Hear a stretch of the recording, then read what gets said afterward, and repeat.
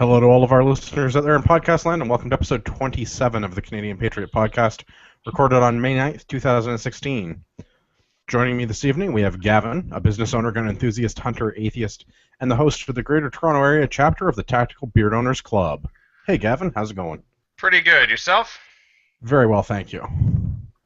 We also have Tyler. Tyler's the co-founder and co-host of the International Liberty or Death podcast. Tyler's been shooting for 9 years, both as a casual and sport shooter and as a hunter. He identifies politically as a libertarian. Hey, Tyler, what's up? Good evening. Glad to be back. Thanks for having me. I'm happy to have you. We missed you immensely last week when you were off ignoring turkeys. I don't know. How was hunting? They were ignoring me. This property that I'm hunting is loaded with hens. You missed Tyler, but you didn't miss me. You son of a bitch. I'm just saying, we had feedback about Tyler's absence. Was it positive feedback? I didn't say that. He is an internet celebrity, so that'll happen. Who said what? No, somebody commented on the YouTube or possibly on the Facebook that you were absent, and I don't think it was in a positive light. But welcome back nonetheless. Some guy at the shotgun match this past weekend recognized Gavin and I. I didn't get his name because I'm like a dickhead. I don't know. I just shook his hand and walked away. you gotta get your you need a pocket Sharpie so you can sign his chest. Yeah, I guess so. There you go. Well, right? That'd be the rock star thing to do. Right? I'm just saying, offer to sign his chest. If that doesn't work, offer to sign his girlfriend's chest. Yeah. Always a total sausage show there. I don't think there was a single female competitor. No, I think I saw one or two volunteers that were old, but that's about it. Yeah. Like and that one dude definitely had sand in his vagina that bitched at us for having a beer. Oh, yeah. We'll tell that story later. Okay, yeah. Well, let's do the housekeeping, and then we'll go into the... Well, you still have to introduce yourself, because we interrupted you rudely. Ah, damn it. That's like the second time we've done that. As always, I'm your host. My name is Andrew. I'm a libertarian competitive shooter, gear reviewer at everydaytactical.com.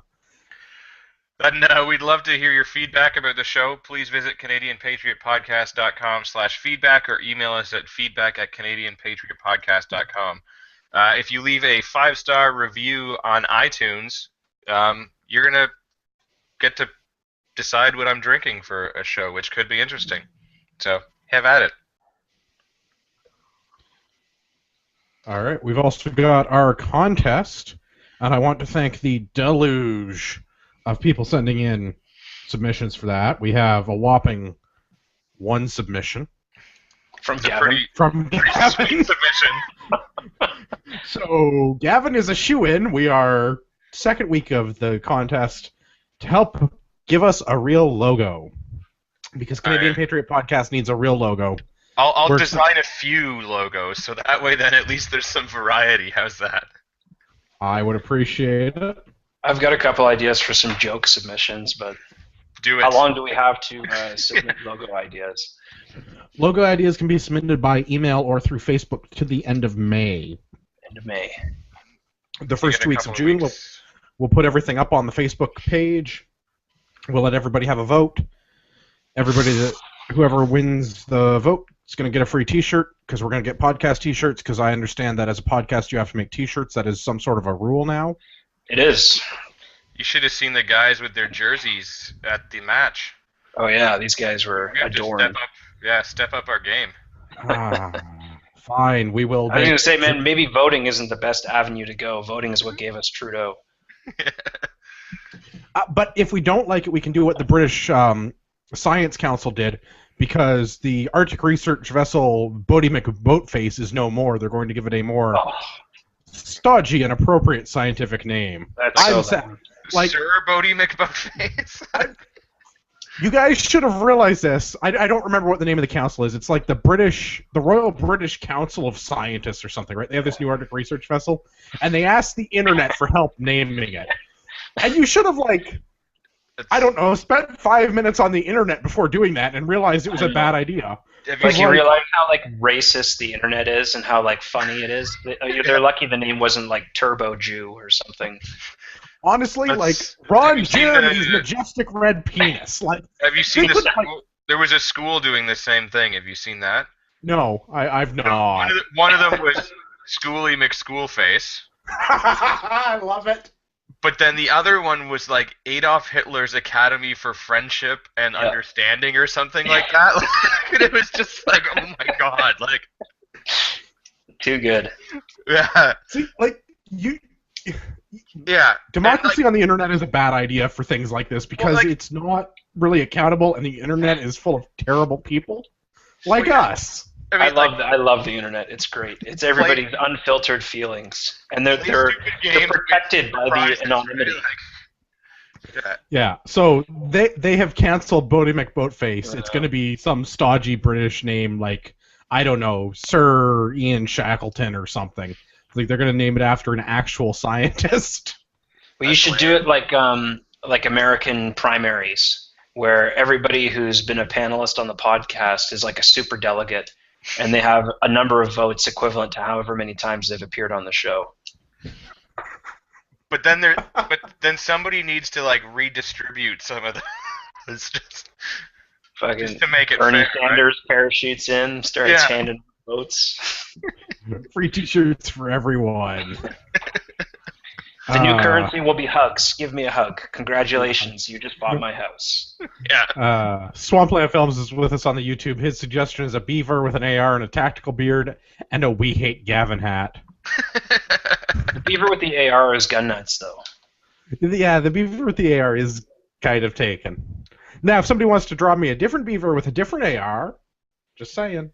What if it's like a VZ, because that would be more Canadian? Or an SKS? Or just like a pile of rivets. Moving on. What are we drinking this evening? We'll start with Gavin. I am drinking Sailor Jerry's, and in case I run out of this bottle, I do have a second bottle right here. Convenient. I love Sailor Jerry's. That is some good rum. Yeah, even like straight up, it's good. Like it's good rum. Yeah. What are you drinking, Tyler? Was that Coors? Coors Banquet, and the mountains are blue. And like Gavin, I always bring a backup. Nice. The one thing that looked like a bag of beers. Yeah, I believe it's the backpack cooler. Exactly what it is. Yeah. My favorite thing is that the LCBO around here opens up at 10, and the number of people I see like cycling to the LCBO with the beer backpacks on at 10 in the morning. It's like nobody in my town works. I'm the one sucker that's working during the day. Everybody else is like buying beer and getting hammered. That can't be true. Somebody has to be at the LCBO to sell the beer. There must be two people. Not really working though. Staffing a till for $42 an hour. Come on. Yeah, I'm glad that we finally have Coors, but the one thing I can't stand is when you go to a bar and you order a Coors, they go, a what? You're like, Coors Banquet. And they're like, oh, because they think that you want a Coors Light. I'm like, if I wanted a light beer, I would say light. Yeah. Like, it's called Coors. Labatt did bottle all of that water to send to Fort Mac. Yeah. It's true. Don't even get me started on some of that stuff. Apparently some people are not enthusiastic about my views on this whole Air Canada thing. I have some views about Air Canada. I'm drinking the James Reddy. I'm drinking the James Reddy 5.5 tonight because, to quote Marty, there's better beer, but there's not cheaper beer. That's true. Does it say anything under the cap? No, I'm really disappointed. The caps all have these like stupid logos. This one's a bullseye. I got another one that was like the shocker. I got one that was like like a peace sign. Like I don't. And there was no fucking frisbee in my 2.4. That's bullshit. That's steel. That's steel. That's a free pellet gun target. Thank you, JR. What's wrong with you? I have to buy a pellet gun. All right. My old garage door in Waterloo has got tons of dents in it from shooting the pellet gun in there. Yeah, my basement at my parents' place has a lot of holes in the wall. I'm not gonna lie. Yeah. But we should actually make our own beer. You can make your own beer? We should make our own beer and make it so that it's 5.56 instead of 5.5. I do make my own beer, and we can definitely do that. Nice. Which I have to, I'm going on vacation next week, so there will be no show next week unless somebody steps up and runs the show without me. Looking at you guys. Do you trust us? Yeah, there's going to be a lot of editing to do. Yeah, you're gonna come back and the show will have been removed from iTunes and everything. I mean, I'm willing to get drunk and talk politics on the internet for the sake of science. Before I go on vacation, I have 6 gallons of homebrew in the other room that we got to bottle because I don't know that it should sit unbottled for yet another week. Just drink it. Well, it's not carbonated yet. It's literally just beer. It's like flat beer in a. It's like 6 gallons all sitting in secondary fermentation, so it's got to be bottled and carbonated and stuff. Where are you going? Jamaica. Gonna smoke some doobies? No, I'm gonna just go to the rum factory and lay under where the barrel is and just have them pour it directly into my face. Nice. Yeah, it should be a good time. Let's go into recap of the weekend. Everybody was at a shooting match, right? Yep. And you guys were the cool kids and went to the same shooting match. Did you rub your beards together or anything? Obviously. Yep. Okay, just checking. That happened. Everyone was jealous. I bet. Jeff was there too. I don't know why he's not here tonight. Yeah. Probably because nobody asked him. We did mention it several times, though, on Saturday. Yeah, that we would see him on Monday. Yeah, Well, that's actually last thing I said to him. We should have a shout out to all of our previous panelists and anybody else that wants to be on the show. There's an open invitation to the entire internet on our website, CanadianPatriotPodcast.com. Go to the panelists. Fill out the form. It's like 3 lines. Tell us why you should be on the show. If you delight me with your oratory ability, you'll be on the show. It's easy. 3 lines? Yeah, it's like your name, your email address, and why should you be on the show? I don't even think Trudeau's refugees had to do that much. Well, yeah, you got to remember, I check your identity to make sure it's backstopped appropriately. It was a good match, you know. It was very well put together. You could tell it was put together by a higher tier of competitors, at least compared to what I'm used to. There were 5 stages. Round count was about 90 rounds, and you could compete in 3 classes: semi, manual, and open. And Gavin and I both competed in open. Jeff was in manual. Each stage too was different enough, and challenging enough, but not too difficult. Yeah, that was my kind of comment. Was that they were hard, they were hard enough to be interesting, but not so hard that you were like, F this and throw your gun on the ground and leave, It wasn't so difficult that you were just totally dismayed with your performance. Yeah, and each stage was just completely different from the last, which made it sort of interesting as well, because you're not like, oh, not this same shit again, Yeah. The first stage was very challenging. I found it very challenging anyway. You had a really narrow shooting box, 2.5 feet wide, and then you had a barrel in front of you and a barricade, and you had 2 shooting ports that were 14 by 14 inches maybe, that you had to shoot through, and you had 3 steel targets on each side, and 2 of the steel knockdowns set in motion 2 props that would have 2 clays that would go up and down. And so these things were in motion the whole time, and I don't think they would stop before you hit par time. There's a par time of 2 minutes for every stage. And that really threw me for quite a loop, because your shooting ports were not only narrow and kind of awkwardly off to the side beyond the limits of the shooting box, but they were low. They were 30 inches off the ground. So you were in a really, really unusual shooting position. It was really challenging. That ruined my whole match, basically. There's 20 seconds on my total match time that didn't need to be there because of that. Yeah, I mean, you're basically, sitting on your feet, sort of leaning to the one side or the other, But, yeah, and the worst part is the clays were just far enough away that you couldn't tell if you'd put a hole in it. So, I mean, all of us had probably put holes in them, but kept shooting until they were completely destroyed because we wanted to be sure. Jeff did that, because they said that as long as there was 1 hole in it, it would count as hit.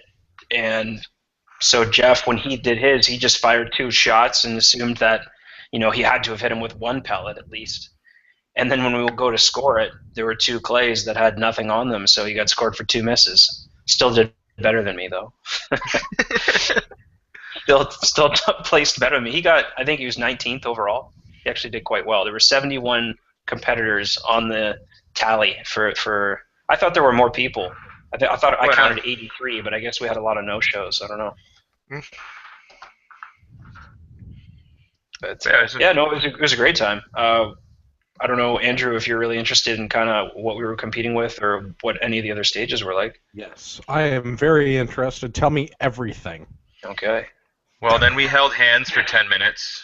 Yep. And prayed to Odin. Yeah. Sacrificed the goat. Yeah. Okay, why would you pray to Odin for that? Why wouldn't Odin's the Father. You can pray to him for anything. Yeah. Well, I realize you can pray to him for anything, but would you? There must be more appropriate. Like, wouldn't you pray to like Thor? Because you're like, it's a battle, right? I mean, Odin is never a bad choice. That would be Tyr then, because he's the god of war. Yeah, but he doesn't have enough hands to reload a shotgun. Sure he does. He uses the stump. He's got a modified shotgun for his stump. Yeah. He's got like, the same thing that Ash from Evil Dead has on his chainsaw. He's got that on his pump. Yes. Okay, I'm down with that. That or he just puts like a bracket on the bottom of the pump and just works that stump. Yeah. Sorry. He's got that Totally Mossberg 500 chainsaw, with that ugly thing on top. Totally off on like pan-Germanic neo-pagan belief systems, but anyway, back into the show. No, it's totally relevant. I mean, look at the banners behind me. Yeah. So stage two had a nice left to right sweep of steel targets. You had again a really narrow shooting port, but this time you had full vertical freedom. It was just like maybe 10, 12 inches wide, and you had all kinds of steel, and it was all hidden behind barrels and stuff. So there was a lot of movement you had to do to get your shooting angles just right.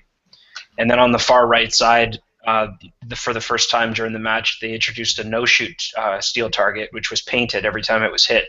So they knew if you put even one pellet on it, you were getting dinged.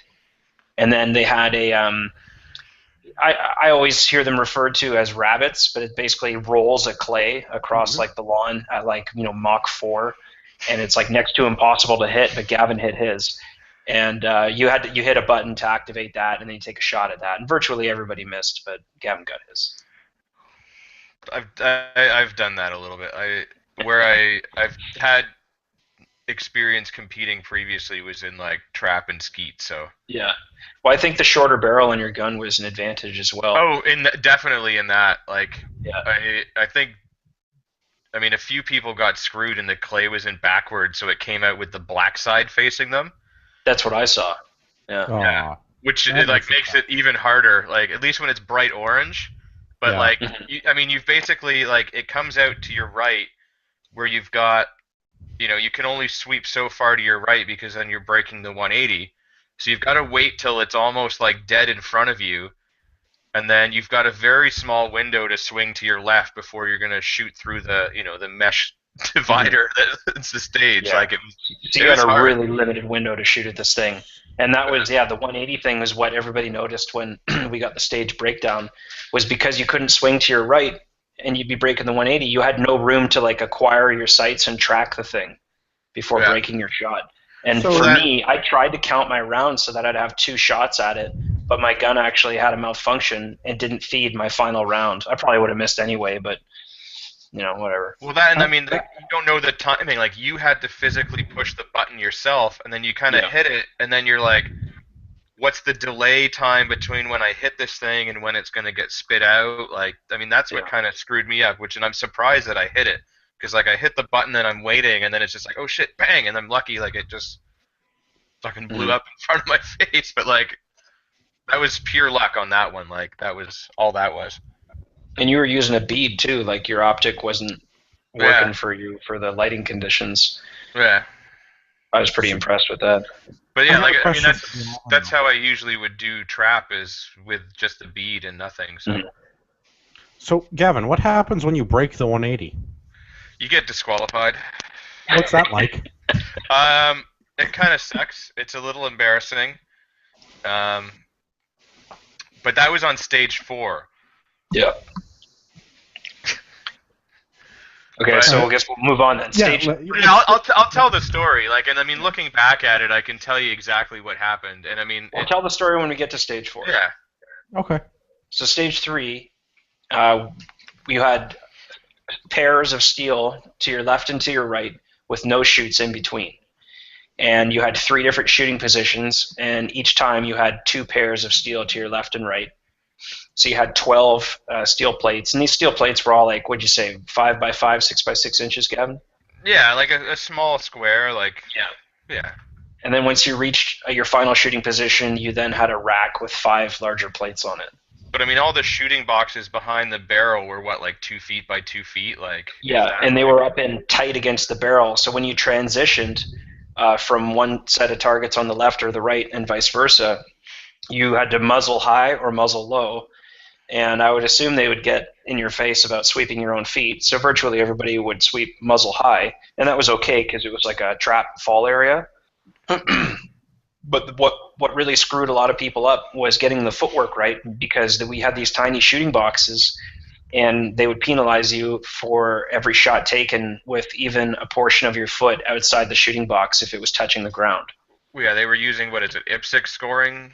Yeah, I think IPSC Comstock or whatever. I kind of don't really care for that method of scoring because it just gives you like your performance relative to the first place shooter. I want like an objective number that I can like work against and say, okay, this is what I was able to clear 17 targets in this amount of time. Then I can actually gauge my practice and my improvement. But yeah, whatever, it's their match. So Gavin can give you the breakdown for stage 4. Yeah, I mean, and stage 4 was pretty unique in that the one prop that they had on the right side was a bitch for most people. I mean, the one guy that, I mean, on the first stage, I mean, was the Dude clear killed winner. it. Yeah, 30 like, seconds flat. Shit the bed hard on stage 4 with this prop. Like, it was some sort of a roller with, you know, I guess targets on it that you have to hit and it like roll it off the end of this thing. But like, it all depends on how you hit it, like, and how often or how hard to how far back it actually rolls. Some people were able to get it in 1, 2, 3 shots. This guy took like 10 shots at it and it didn't roll back. Yeah. He was using a Mossberg Persuader, like a 20-inch cylinder bore gun. And he actually did really well with it up until this stage. And then, yeah, he dumped like 10 shots of this thing. Give you an example, the guys who like knew their chokes and like really aced their hits cleared it with 2 hits. Yeah, I mean, like, I had a 14-inch barrel and a full choke, and I did it in 2 shots. I took a third at it just to be safe. Yeah. Yeah, I think I must have taken like 5 shots at the thing. Like, I put like 3 into it, and then I moved on to the clays, and then I noticed it hadn't gone over yet, so I went back to it, I think. Yeah. But, yeah, it was like a paddle wheel, right? So it had like 4 limbs on it, and each limb, you know, like 2 feet off of its center, it had like an 8-inch diameter plate that you had to slam, and the whole idea was to get it to roll off of a rack. And if you didn't get it, then they would score you for 2 misses if you didn't roll it off the rack. So eventually you reach a point where it's like no longer worth your time to continue shooting at it. Just take the penalties and move on, right? Yeah. But I guess, yeah, the way the stage worked was there was sort of a left side and a right side. So you put your gun loaded, but with nothing in the chamber on the right side. You're on the left side with your hands on a barrel. They tell you to start. You run along like a U-shaped track to where your gun is, pick up your gun, engage this roller thing, and then what was it, 6 clays on the ground. You then need to run back around this U-shaped track and then engage a Texas Star, and that's where I got DQ'd because you weren't allowed to raise your gun up in the air because you'd be above the berm and there's people that live there.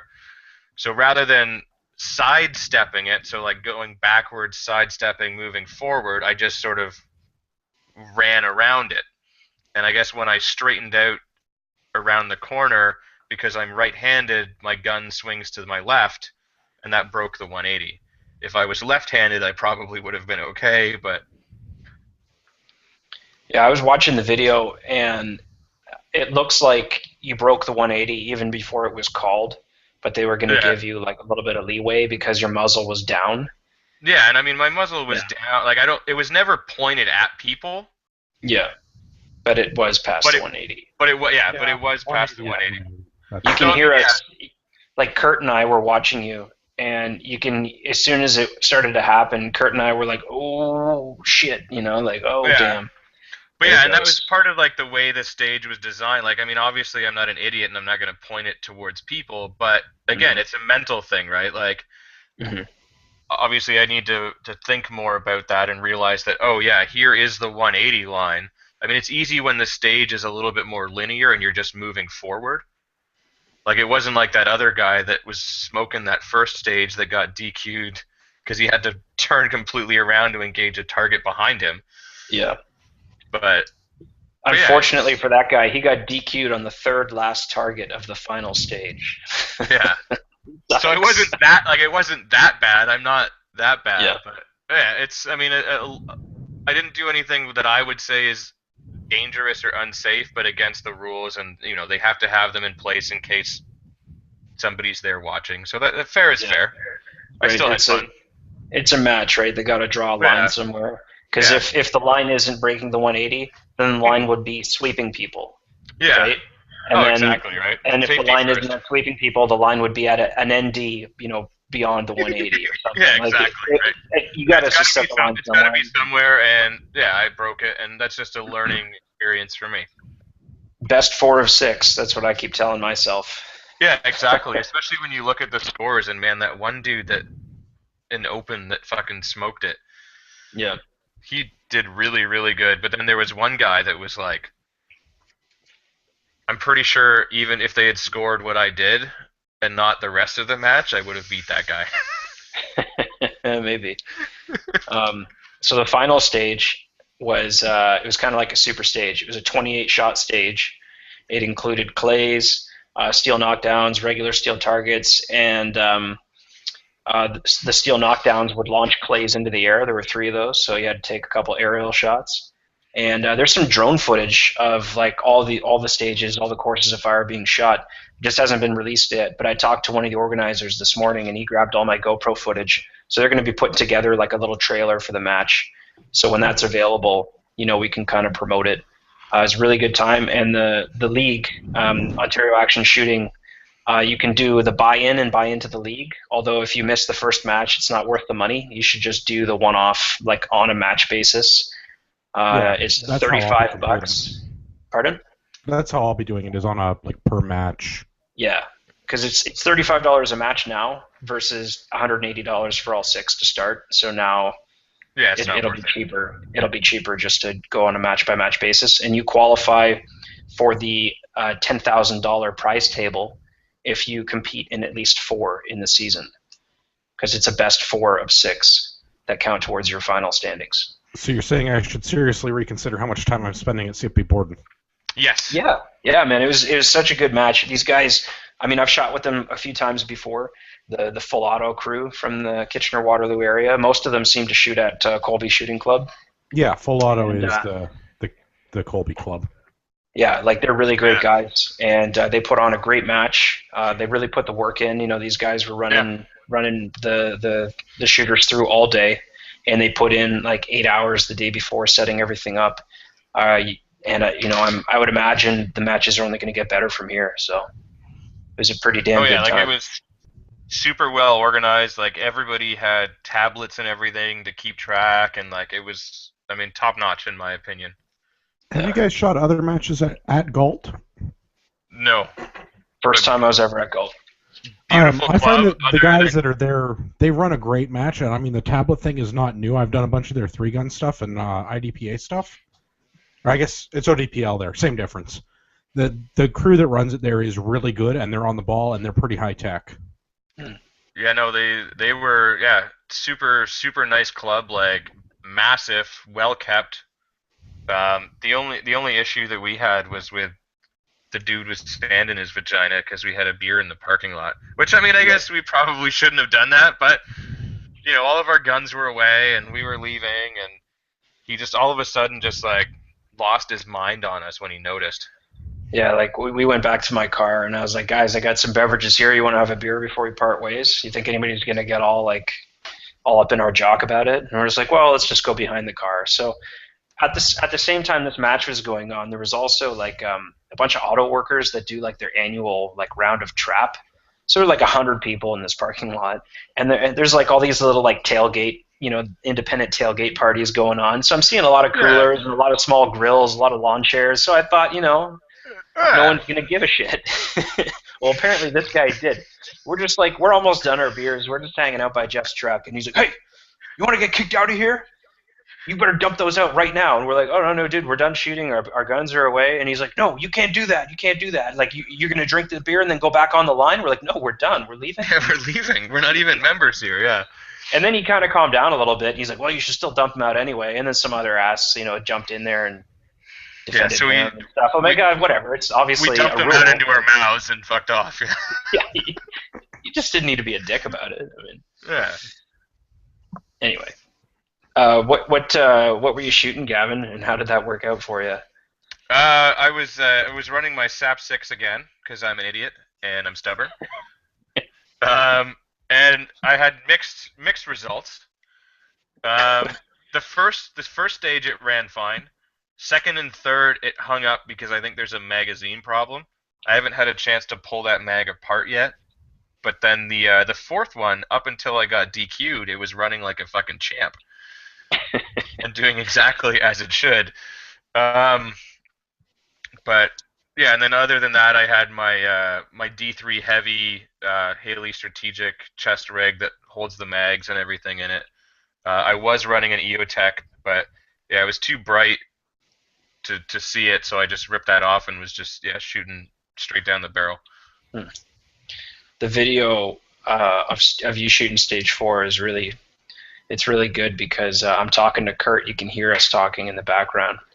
And I was saying, like, to Kurt, you remember when his gun fell apart, like, last month at the other match? And he's like, yeah. And I said, it's been giving him trouble on, like, every stage. He turns to me and he's like, fucking mag feds, man. They don't work. They don't fucking work. And then, like, 10 seconds later, match over for Gavin. But I was ready to bite my tongue because I was watching right after saying they don't work. Then Gavin manages to get through a magazine without a malfunction, as if that was like the gold standard of a reliably functioning firearm.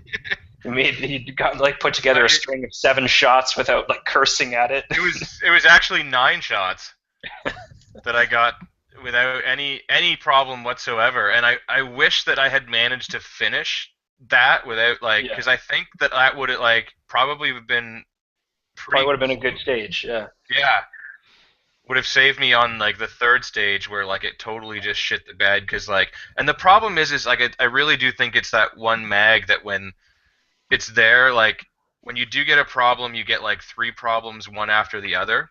Mm-hmm. So I had a failure to eject and then a double feed, so it's you have to fucking yank the one shell out and then you slam it forward and then it's trying to double feed, so you have to dump the mag and that's the problem. But whatever. Like I said, I'm stubborn. What I loved was just the sheer amount of contempt for box magazine fed shotguns amongst all the other shooters there. As soon as you had your first malfunction on the second stage, Vincent, the guy on our squad, the Italian guy, he just turns around and he doesn't even look at me. He's just addressing the rest of the squad and he's just mag fed, just shaking his head. But see, to me, that just makes me want to run it more because it pisses everyone else off. Because I'm that kind of a guy. I don't care. Whatever. I'm out having fun. It's a good looking gun, and if it ran 100%, that would be the way to go. And unless, if I tell you what, if they ran 100%, these guys, the organizers of the match, would throw in prone shooting and stuff just to mess you up. Oh yeah, and that's why on that first stage I started with the 6-round mag and not the 11 because it was I'm going to be on the ground, and then that's ridiculously long. You can monopod off the magazine. Yeah, pretty much. It's even got have you seen those Magpul feet that you put on your mags instead of the things to pull it? Ranger plate? Yeah, but not the Ranger plate, but the new one. No, I don't know what you're talking about. It is actually a it's little. Called the Magpod. Yeah, it is a little stand for your mag, so when you rest your gun on something, it. It's basically what it is. It has one of those on the bottom almost. Yeah, okay, so its name really is the Magpod. I looked it up. Yeah. But we'll see. I'm gonna get the bolt and the action bars tinned to see if that helps. So you're gonna run it again in the next match? Yeah, because like I said, I'm stubborn, and I like that it pisses people off. It doesn't piss people off. It amuses people because they fail reliably. That's like the one thing they do reliably. Box-fed shotguns just are not competitive. Like, Yeah. The only guys that got it figured out are the Russians, and we can't own that shotgun. no, no, I disagree. You cannot buy one of those. What's the Sega, right? Sega. Yeah, because it's an AK variant. No, I don't mean that you. Sorry. In the States, you can't buy one and just show up to a match with it. You still have to take it to somebody who knows what they're doing to get your Sega tuned so that it runs reliably. You can't just run like 100 rounds of double-op buck through it to get it all broken in and loose. I suppose that's always an option, but my understanding is there are gunsmiths in the States who make a living by importing and fixing Segas. Well, that's what I'm hoping is that if I run enough rounds through it, it'll just get broken in, and the tolerance will loosen up. The same thing can be said about like tactical ordnance, where the guy's like bread and butter is taking perfectly functional 870s and Versamaxes and like doing things to them. Yeah. You know, like it doesn't necessarily mean the gun is not functional. It just I understand that you got to make it more competitive. There are certain things that if a gun is pretty like I shot a Versamax 22-inch, and I bought it from Select Shooting Supplies, and it was billed as the 3-gun edition. And yet, from the factory, it still had the tiny loading port. Right? If you go and you look at a gun rack at one of these competitions, people have hacked away like 3/16, a quarter of an inch of material on either side of the receiver to open up that loading port. Yeah, that's what you do. I've done the same thing with my Benelli. It should come right out of the factory like that. If that's what the guys are doing, like if you wanna add value to the product, this is what guys are doing. They're paying gunsmiths, a couple $100 to do all this stuff. They should offer it, right from the factory. Yeah. But my gun ran reliably. I had one malfunction. The second shot of the match, I shot first out of everybody, which was a lot of pressure. Yeah, especially on that fucked up first stage. Oh yeah, that did not go well. I was really happy because whoever shot after me had a worse time than me. But then the Chinese guy that like just whooped everybody's asses. Yeah. What was he wearing too? He was wearing like sweatpants. We kind of ripped on him a little bit. Short. Yeah, we kind of ripped on him a little bit because he shows up in like a gray tracksuit with like rubber duck pennants on the side, and we're just like, what the hell was up with that? It's all about the psychological game. And then he kicked our asses. He kicked our ass. He beat us by like 25 seconds. Like, yeah, he did so well. But then I think I know who that was. I think I know that guy. I think I've shot with him before. Yeah. His name was. Then, like he progressively got worse though as the stages went on, and then got DQ'd, like you said, like 3 shots before the end of the last one. But which is unfortunate because he had a decent enough run. Well, but I mean, as you said when we were at the match, like, bro, do you even operate? Yeah, where's your multicam? Yeah. Ridiculous. I did something completely different. I spent Saturday at Borden doing CQB match 2, so there were no shotguns to be seen. Clearly, you're doing it wrong. I don't know. I got to play with semi-automatic rifles and handguns, so that wasn't too bad. And I didn't get DQ'd. Run us down like what.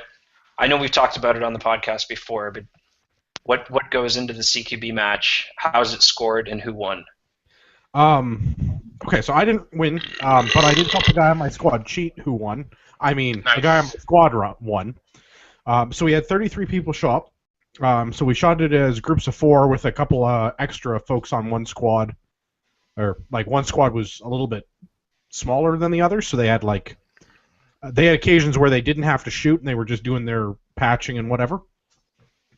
So we had 33 people. I ended up coming in 9th, and the max score you can get in CQB is 550 points, and it's always the same course of fire, right? It's the same 4 stages, what you would call a stage in your shotgun match or an IPSC. In CQB, we call them matches.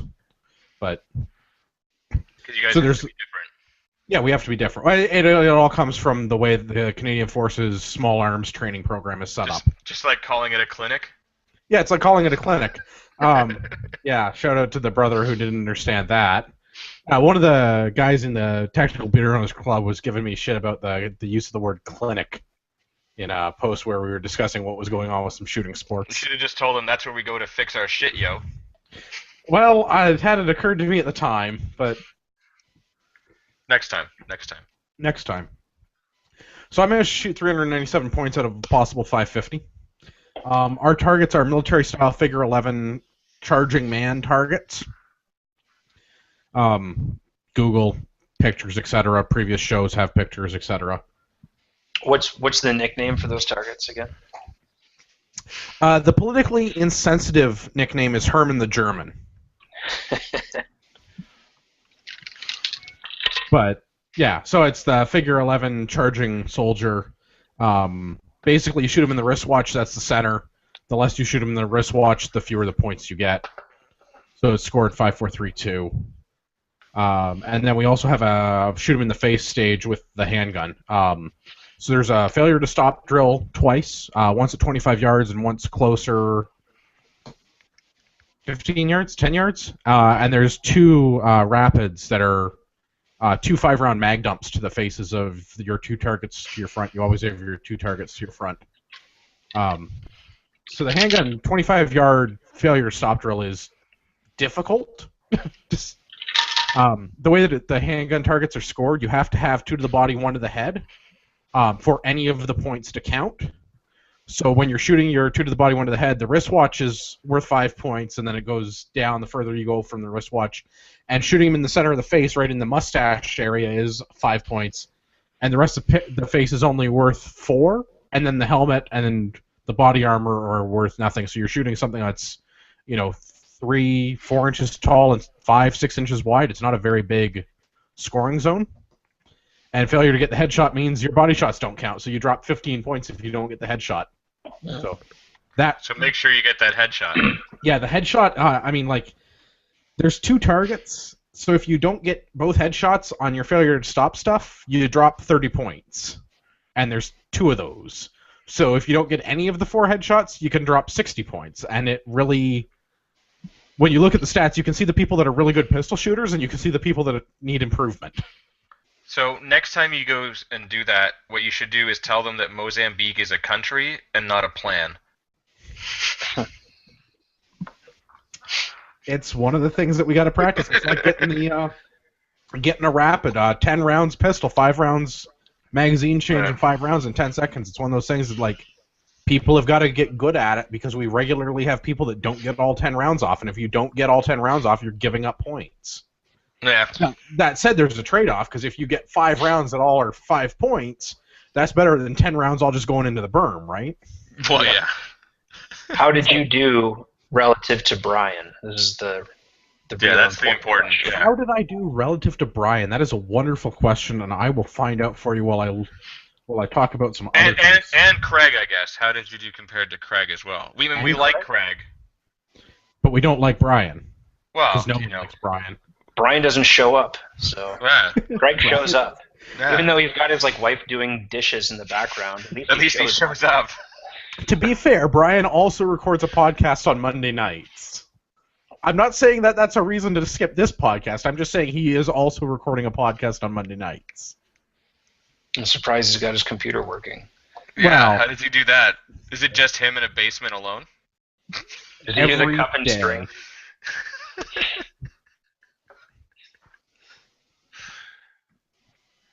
So how do you do? Come on. Brian beat me slightly. I know. Brian is he the came one in that cheated? Probably. Yeah. Brian came in 5th. I came in 9th. And Craig looks like he's... I don't know. I'm kind of guesstimating because I don't actually have the numbers in front of me. It looks like he might be around 15th. He's in the middle of the second class. We divide the field by 3, so with 33 shooters. So we had 11 shooters into each field, and Craig looks like he's in about the middle of the second group of shooters. Mm. So we have a Lewis scoring system, so we actually have 3 first places, but only one of them actually won the match. Right. Just more. That is more that is a prizes. very Canadian way of doing things. It's just so that everybody gets a prize. Like that's all that is. Yeah, like the standings breakdown for the shotgun match. I was 28th overall out of 71, which is not bad, but not where I feel I should have been. But I was shooting a gun that I hadn't really put any rounds through. But if you break it down by class, there were only 7 guys in the open division, at least that shot this match, and I was 4th. So it was like right bang middle of the pack. Again, Nice. Not really where I feel like I should have been, but again, new gun, not 100% confident with it. If you go back and watch the videos, you can see how I hang on targets to make sure they go down rather than run them all in a string. Lots of wasted time. Do you film your matches, Andrew? I do. I wasn't very good at it this time because I ended up like switching my camera on like halfway through all the matches because I'm like, oh yeah, camera, duh. Yeah. But yeah, it's an awesome learning tool. Oh, it is. I'm working on getting the video together for that. I'll probably put it on the YouTube so other people can watch it because I don't care. Well, I think it's important. Obviously, it's an important learning tool because you can go back and like see where you lost time, and because when when the whistle's blown or the buzzer's going, you're in your own zone and you tune everything out and you really lose track of how long things actually take. When you go back and review it from a third-person perspective, then you really get a feel for what's wasted movement and what isn't. But I just think from a promotional perspective, it's awesome. Like I can put all the videos on my Facebook page, and I was like, oh, that's really cool. I'd love to go try that sometime. Generated a lot of interest from guys who just casually shoot who want to come out. Like I tried to encourage a friend of mine to come out, and he couldn't get registered in time. 100% his own fault. And I still try. I just come out anyway and just see what it's all about. Take a look at the gear and like see what works and what doesn't. Then so it generates a lot of interest. And I just had one of the organizers contact me this morning asking me for copies of my video footage because they're going to put together like a promotional trailer. So I think it's an awesome tool. That can be utilized like for the good of the shooting sports and the gun community in the country. Yeah, I gotta find the mounts for my GoPro, and I'm gonna probably start now that I'm doing more competitive shooting. Yeah, are you gonna be one of those guys that mounts it to the gun though? I don't know. I've got a few mounts. I want to get a second camera because I have my head mount on my ear protection. I would like to get a second one to mount on my rifle because I think that's necessary. Yeah, I do have 2 GoPros, so I may do that. Well, yeah. But do you have 6 aim points, Craig? And I personally, I don't know. I think the rifle one just makes for like cool footage. I don't think that would maybe help much, but like it looks cool when especially if you have it like facing back and you see like the shells ejecting and shit like that. Like, well, here's the way I would do that. Shoot your stage. Do it like the way you normally would. But talk to the organizers and say, hey, let me run the stage again, but with the GoPro rolling, and then you guys get the footage, and you use it for promotion of the event. I'm sure they'd let you run it again. So. Yeah, for sure. Because it would certainly, unless that's how I shoot my gun all the time, throw me off. Because it's like, I figured it would. That's why I've never bothered with it. I also had a guy who owned one. He might have just had a crappy one. He said that the recoil, because it's just like a friction fit. There's no like positive interlocking tabs or whatever that set the GoPro in its like position. He said that they just end up getting knocked back by recoil. Oh yeah, like I've used mine when I've gone off-roading in my Jeep and like cranked it down with those mounts to like the roll bars and like even like the suction cup one like on the side of the door if I'm gonna just like kill some fucking puddles or something. And like, you get some really cool footage, but every now and again, like if you hit a bump somewhere, it's like, all of a sudden it's, at 90 degrees and then it's at 45 degrees because it doesn't matter how tight you crank that down, you hit a bump sometimes and it's like. Yeah, it's unfortunate because it seems like it's just molded plastic. They could easily just mold like teeth into it, so when you crank it down, they just lock. Yeah. I mean, it would be better anyway, I don't know. Yeah, some of the mounts do, some of them don't. But I don't have a GoPro. I have some other thing that I got from Select Shooting Supplies. It's a Midland camera, I think. Well, when we go do our VZ day, we'll have like 12 fucking GoPros and cameras or whatever. Like I'll bring all of mine if you guys And bring strippers. all of yours. Well, yeah, that's what we're Hookers gonna and film. blow. That's what we're Does gonna anybody have a film. drone? No, but I I want got one. But permission. I'm allowed to buy a drone. nice. I don't know how I'm going to afford it because unfortunately I was at Select Shooting Supplies recently and I bought the Hornady ammo plant. So I'm going to be able to make a lot of 9mm ammo as soon as I can afford powder, primer, bullets again. Nice. We can just find someone else that wants to come shooting that has a drone. There we go. Actually, Edward Osborne, TV Press Pass, has been on the show before. He had a drone at the Zahal Tavor training that he did last week. Nice. And they put video up with that, and it looks super cool. I would love to go and do that, but I don't have one of those, and they seem kind of expensive, and they're kind of goofy to shoot. A drone or a Tavor? Tavor. The drone I want for sure. A drone almost got shot on the weekend Yeah. on the 5th Nice. stage. But yeah, have you guys shot a Tavor? Yes. I've only handled. Yeah. The only complaint I have about the Tavor is the reloading is, to me, it's a very unnatural thing to do. Yeah. It's Standing a cool... there shooting it, like, it's great, but I think maybe it's a mechanical aptitude thing. Like, I haven't done it enough because I had to focus too much on where's the hole? I put the magazine in the what now? Well, yeah, once someone's put the mag in and put the bolt forward for you, and you're just and it's got a very stable shooting platform, especially when you pull your elbows in, because it's got something like 5 points of contact or something ridiculous when you do it properly. So super stable. But when I was shooting one, I was I kept hitting the bolt release when I didn't want to instead of the mag release, and it's just what the fuck is going on? I was just fuck this. I'm out of here. Never shot one. Don't like the ergonomics. The price tag. Kind of never really bothered to go down that path. I think one of the major appeals, obviously a huge appeal, is that it's a bullpup that's legal. And then the other appeal, of course, is that it's non-restricted. And I already owned an XCRL right from the get-go, so I just kind of never could justify the money. Yeah, I mean, I'll take an XCR over the Tavor any day, but it is kind of a unique gun.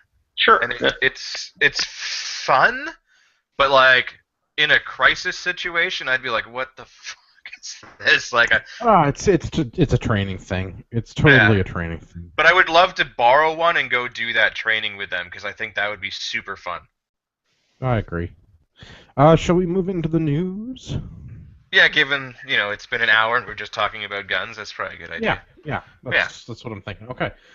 So we'll start with Blair says no to cannabis community on legalization task force because what's a pot czar without telling everyone what to do, right? So I think this one actually I'm going to pretend these are a legitimate source of news. This is from cannabiscanada.ca. Yeah, but I mean I think about the CBC and Globe and everything. They reported on this as well. Yeah. There's other sources. We're citing cannabiscanada.ca. Yeah, it's legit. I just mean, what's your threshold for legitimate? If BuzzFeed is legit, anything is legit. Yeah, exactly. BuzzFeed is in the press gallery, so that drives me nuts. Yeah. So Blair's whole thing is that he's assured activists that their voices will be heard and they have an opportunity to provide their input to the task force, but the task force is primarily focused on the science and evidence and the best advice of experts that we can get going forward. So, why bother to involve people that are actually involved in the industry that grow or distribute or... Yeah, actual experts. Yeah. Does this sound familiar to anybody? Oh my god, the parallels between this and firearms controls? I'm pretty sure they just got it... Never involve the stakeholders. We'll use our own experts, and you just shut up and you just accept whatever we hand down. They went to the local convenience store and got a copy of High Times. Yeah. And decided what is and isn't okay. Yeah. So the Hindu Kush, we'll prohibit that. But but this Maui Wowie, because it doesn't have purple colors in it, is totally okay. The Rocky Mountain Bliss is okay. Well, anything I that have no idea has what red you're hairs saying. on it is okay because those are the liberal colors. But if there's I don't even know a what hint, I'm saying. if there's even a hint of blue in it, that's too conservative. So we won't have that. Yeah, I don't understand this at all. Why is somebody like Camille not on this like expert panel? Like, why are the people that are actually in the marijuana industry, like the above board legal marijuana industry that have jumped through all the hoops to be involved in it now and run legitimate businesses, not identified as stakeholders and are not expert enough to be consulted? Because Blair said no. Well, no, I know he said no, but like that's the why, because the pot czar said no. because the pot czar said no. Like, this guy's a douchebag. Well, this is the open and transparent government that people voted for last fall, right? Yeah. Well, if you voted for this government, you owe me and the rest of Canada an apology. Yeah. It's just sad, you know. Like it's really the arrogance of it all, you know. Like shut up, slave. Like, you let us work out how to rule you. I really don't care for it, and I don't like marijuana. Like it's not my thing. Never been my thing. Not interested. Don't care if anybody else wants to enjoy it. Really, just do it safely and responsibly. Just don't care. And so my knowledge of what is and is not, like, what are they even debating? Like the portions it's going to be sold in, or like what is even being decided? What is the conversation about? The whole legalization task force is supposed to determine the entire legalization process, how it's going to be regulated, how it's going to be distributed, how it's going to be sold, where it can be used, in what quantities, by whom, by how much. And it's going to be a whole system to replace the MMPR. It's interesting. The framework you just laid out, basically equates to, if not total government control over the sale, production, distribution of the product, but at the very least, de facto control through the laws and regulations. Yeah, you're only going to be able to produce and distribute this product if you curry favor from the government. Yeah, it's going to be here's your government-mandated marijuana, now. And yeah. Like the system they have now, you have to get the multi-million-dollar license and build the facility to grow it in. Well, of course, but yeah. I thought that they were talking about expanding the legitimate use parameters to include, Oh, you mean like recreation? Yeah, that's a whole. They have not. They aren't going to introduce legislation for how to do that until spring of 2007. The spring. And we all knew that when we saw that it wasn't on the budget. Mm-hmm. Yeah, well, but again, like, it's just so funny, like the terminology and the way that they go about it. Like, if the goal was to legalize it, then all you would need to do is repeal existing laws, not make new ones. Right? See, there's a distinction there, though. What you're talking about is decriminalization, not legalization. Yeah, but didn't, at least in Ontario, didn't they already decriminalize? At least if you have in Ontario. Yeah. Mm-hmm. And under a certain amount. Yeah, it's like, I don't know, a bushel. We know whatever a handful of doobies is. Yeah, you're okay. If you have more than a handful of doobies, you go to jail. I think it might actually be like 50 grams or something. It's I don't know. It's a fairly minuscule amount. It is not, in fact, a bushel. Yeah. A bushel sounds like a fair judgment of size, though. I mean, I'm no expert either. It's been, oh God, probably at least 10 years since I've even had been to Colorado. One puff of a marijuana cigarette. Yeah, you're gonna sound like me. Don't call them doobies. People will write hate mail. But we love hate mail, though. I do love hate mail. Your hate mail fuels me. You can send your hate mail to feedback@CanadianPatriotPodcast.com. Tell me how the internet touched you in your no-no place. Yeah, your hate mail makes my pants tight. All my beer makes my pants tight. I gotta go to the gym more. Yeah, I don't know. One of these matches, I was feeling pretty beat after the match. Yeah, tell me about it. The whole CQB thing's kicking my butt.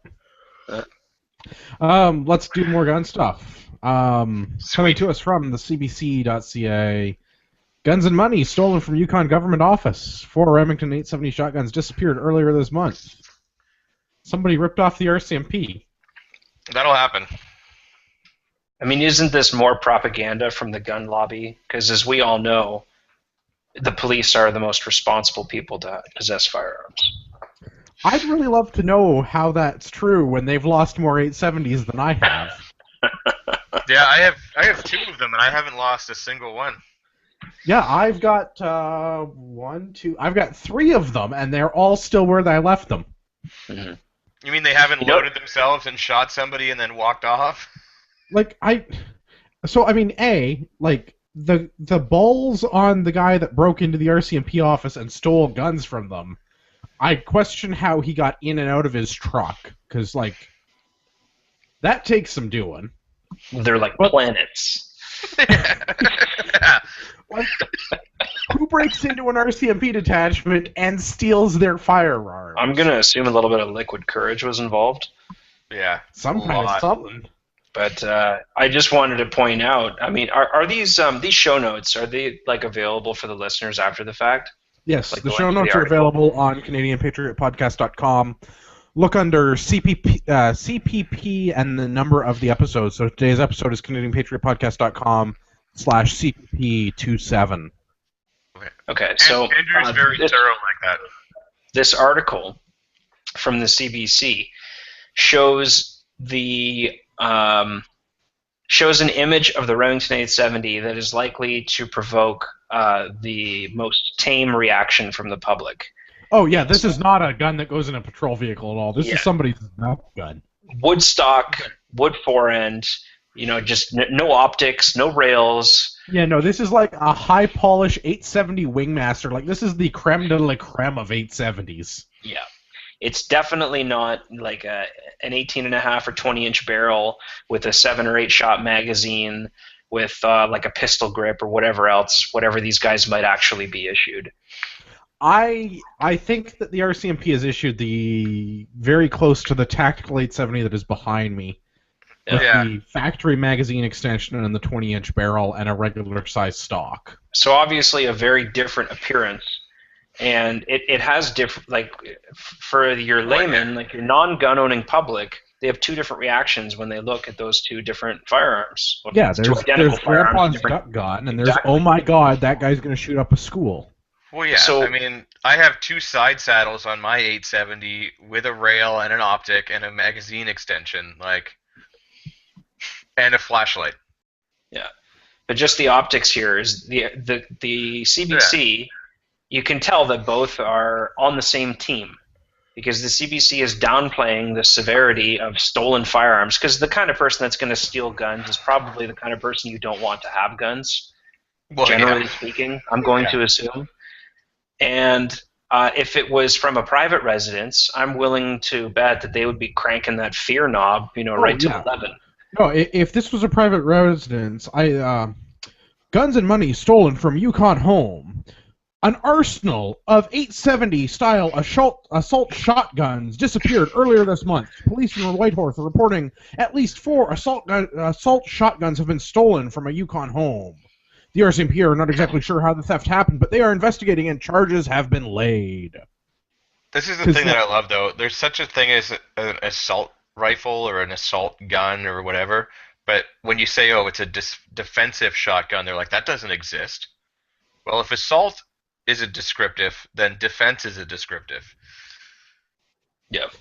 No, if this was civilian ownership, whoever had them stolen would have been laid on safe storage charges.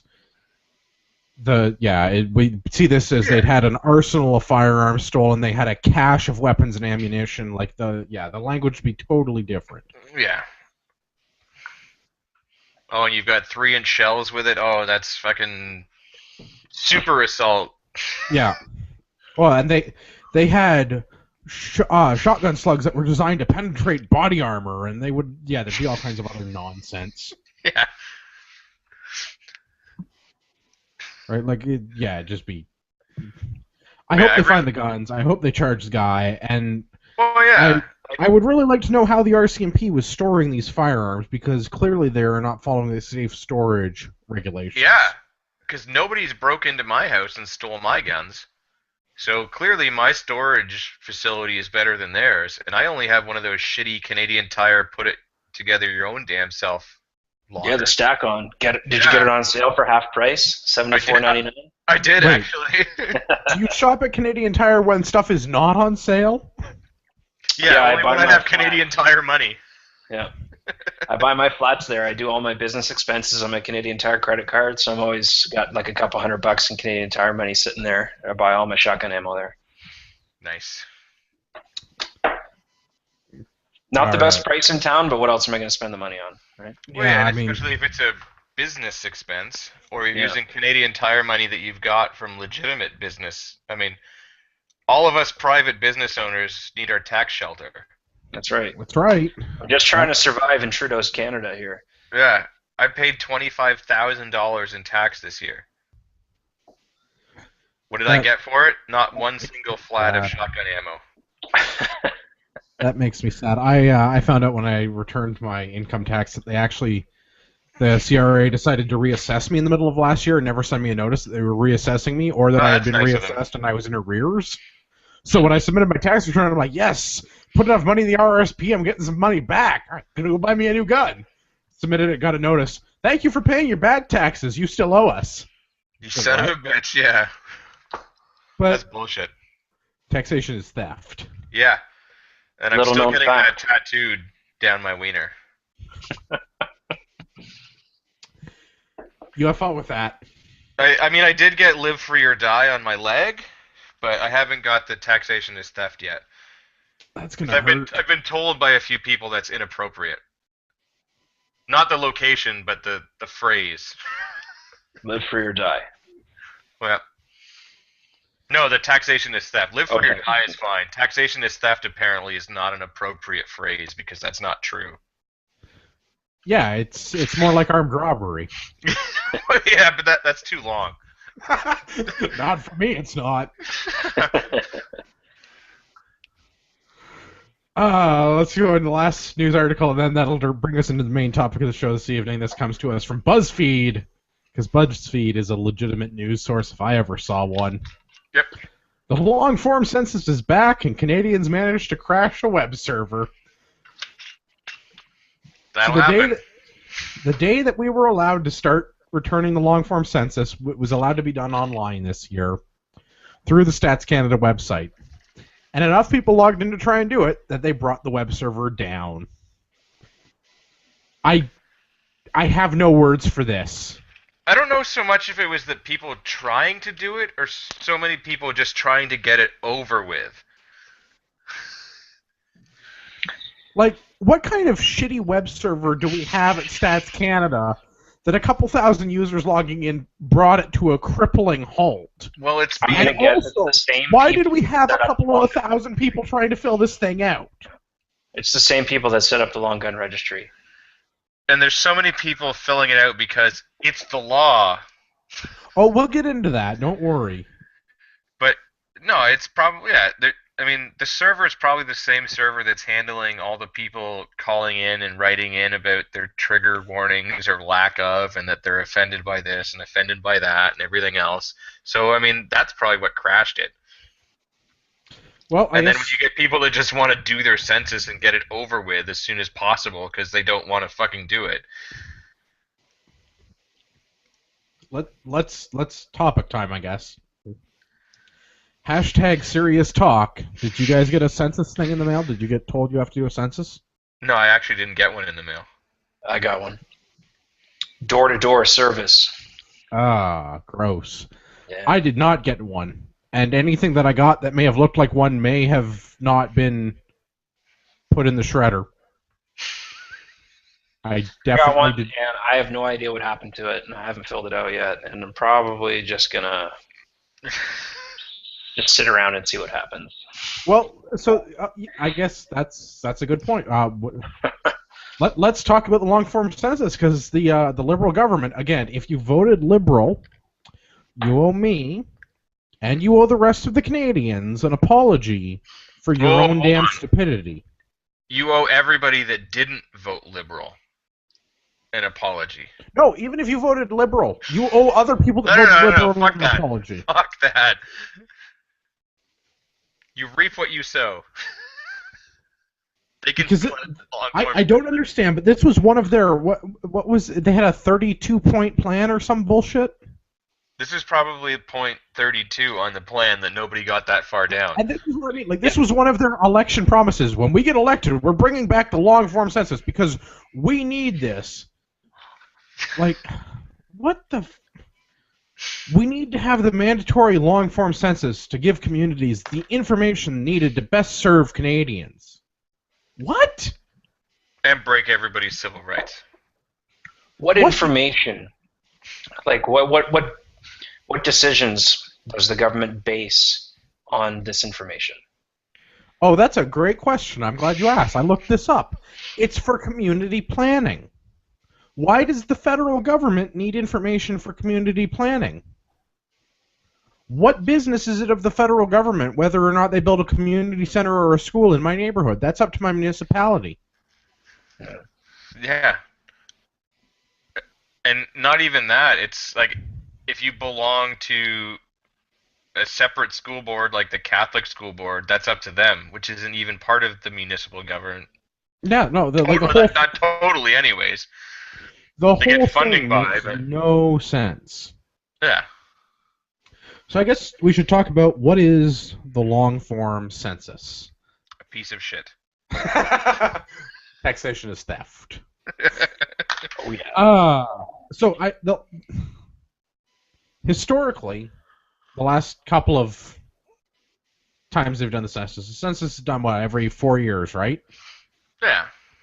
So we've had the short-form census, and under the Conservative government, Harper got rid of the long-form census, and we had an optional thing called the National Household Survey that was done in 2011. And it was just that. It was an optional survey. We still had the short-form census. The short-form census is basically, where do you live? How old are you? Tell us about your demographics. Tell us about your family's income. And that's it. The long-form census wants to know your address, your telephone number, your email, the names of everyone that resides in your household, their genders, which I'd like to go on a tangent at this point and say that there are only two options. And I live in Ontario, and I know my premier told me that there are at least 6 genders in Ontario because it's in the school curriculum now. Well, hold on. 6? Yeah, 6. Male, female, gay. Male, female. No, it's not gay. You can be male, female, transgendered, cisgendered, pansexual, heterosexual, homosexual, or there are 6. But some of those aren't genders, though. That's stop being a cisgendered, white privileged male, Gavin. There are 6 some of those genders aren't. Like, I know. But there are 6 in Ontario. So says our premier. I could because say they put the education curriculum in our province. I could say at the absolute most, I would say 5. That's male, female, male to female, female to male, and undecided. Like that. At the absolute most, I would say that, and that's me being fair to those that feel that they don't identify as the gender that they are born. I have bad news for everyone. I'm going to hurt a lot of people's feelings. Remember, you can send your hate mail to Canadian Patriot, or correction. You can send your feedback to correction. Send your hate mail to feedback@CanadianPatriotPodcast.com. Don't worry, through the magic of editing, I will fix this. Attention, Andrew is a dick. Yeah, feedback@CanadianPatriotPodcast.com. There are 2, arguably 3 genders biologically. Which chromosomes do you have? Do you have an XX? Do you have an XY? Or do you have XX and Y? You are a male, you are a female, or you are a hermaphrodite. Those are your fucking choices. I actually have a funny story about this. So there's a person that I know that was born male and has legally transitioned to female. They went in to have some sort of surgery done. And as they are female, before any female has surgery, they are required to give blood and all this and that and everything else. But one of the tests that they run is a pregnancy test. Despite the fact that their medical records show that they were previously male and that they are now identifying as female legally, and that's what's on their driver's license. They still ran the pregnancy test. And I was just like, are you kidding me? Like, if you look at the whole thing, like, clearly they're not going to be pregnant because they are biologically a man. Like, is this really the best way to spend our tax dollars? Like, I get equality and I get all of that, but at the same time, can we use a little common sense once in a while and go, I'm pretty sure that the person born biologically a male, however they choose to present themselves and live their life, they're not going to have a fucking baby. Like, it's just Obviously, not possible. And I think that actually ties in nicely with the whole census thing, because they're compiling data on where you live, how many people live there, your income, for example. Doesn't CRA already know this? Well, exactly, Yes, right? Like, and when there's you do an your option. taxes... Well, there's an option to share between the census and the CRA to have that number be accurate. Because they don't just want to know how much you make, they want to know who your employer is. And they want to know what your job is, and what are the primary duties of your job, and approximately at what time do you leave for work every day, and how far do you travel to get to work? What languages do you speak in your home? Are they English and French, or is there something else? Do you have any disabilities? This includes learning disabilities, not just physical disabilities. What is It's your all an elaborate ruse to decide when the government can stop, catering to the French-speaking people in Canada. Like, when they become a small enough minority to stop subsidizing them. No, this whole thing is this whole thing is a joke. They want to know what your race is because somehow that's relevant. I'm Also, I want ask to for a point out stool that sample. well, they may as well. The whole Well, gender. quite frankly, it is relevant what race you are. Like, I mean, to you it might not be, but to a lot of people it is. Like, a lot of people have concerns, or they care about what the demographics are. Like, it does matter. The race relations are a source of, like, a lot of unrest, in the world. Like, it's something that I don't disagree with you, but the tolerant left tells me that it is impossible for me as a white man to love everyone equally. to have an opinion.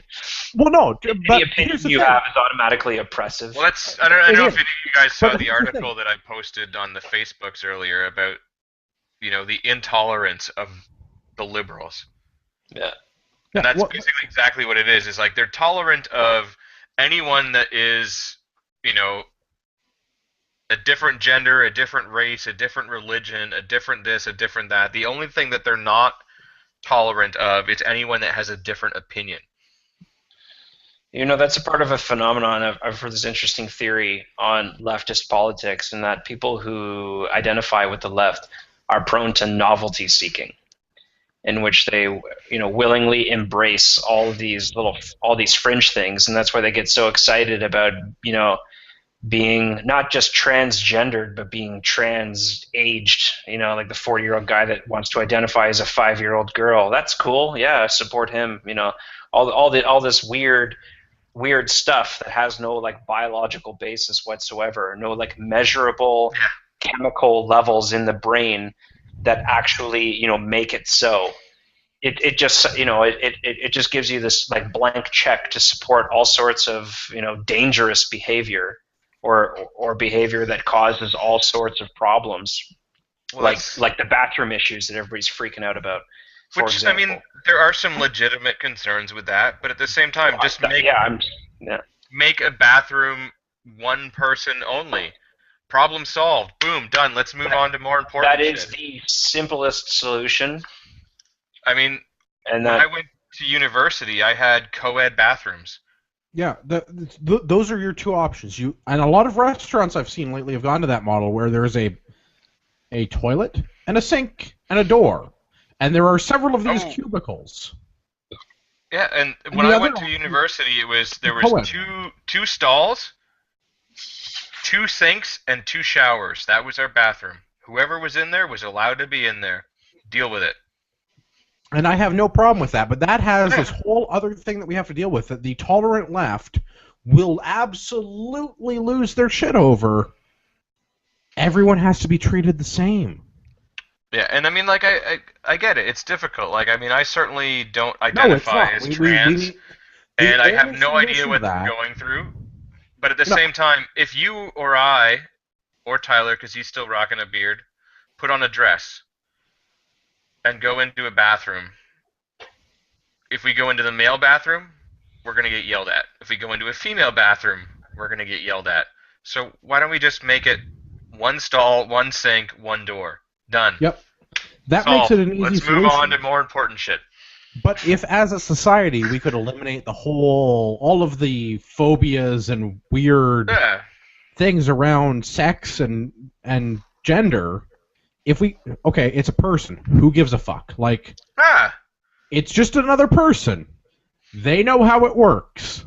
Yeah, there's always going to be shitheads trying to get around the rules and laws and be a dickhead, right? And it doesn't matter how many rules we put in place to stop that. There's always going to be someone that's trying to do that, and we just need to kick the shit out of them, and then they'll stop doing that. Like, the pedophiles are already hanging out in the bathrooms anyway. I mean, the problem's probably not going to get any worse.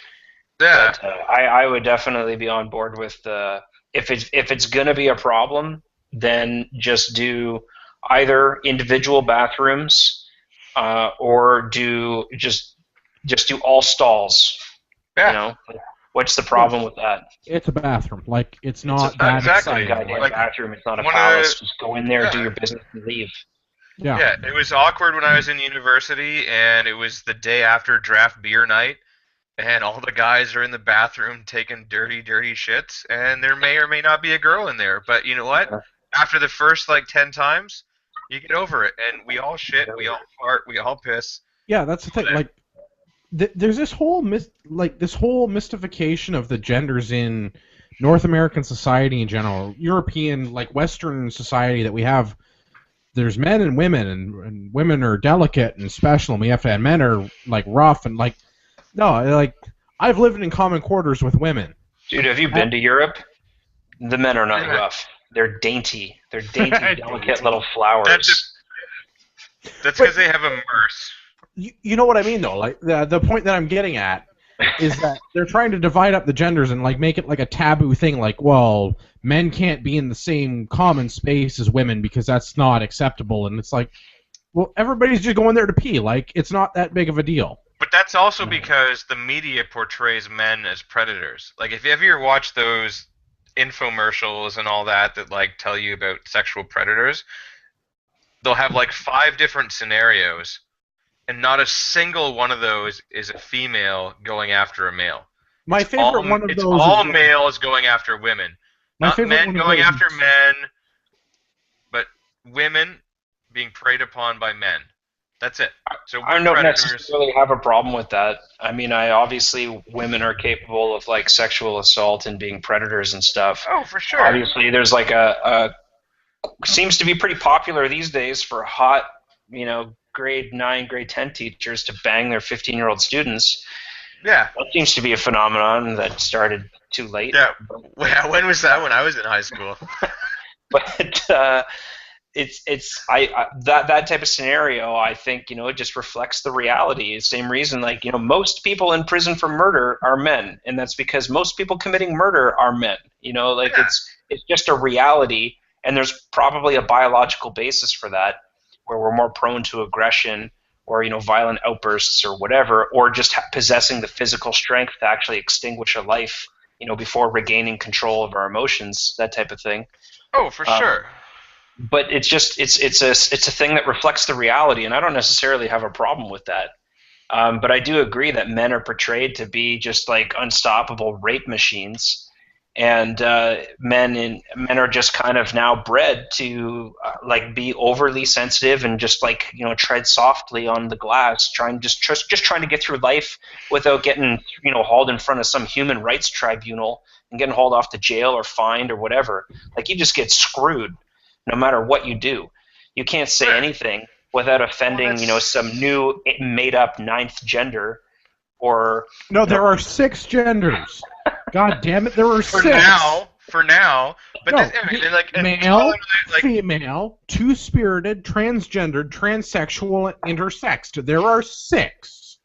But I mean, like, I made the comment when we were at the shotgun match drinking our illegal beers, like, it's you get guys that are told, certain things like, oh, you can't do this, you can't do this, you can't do that, but you like if you want to go after a girl, you have to go after the girl.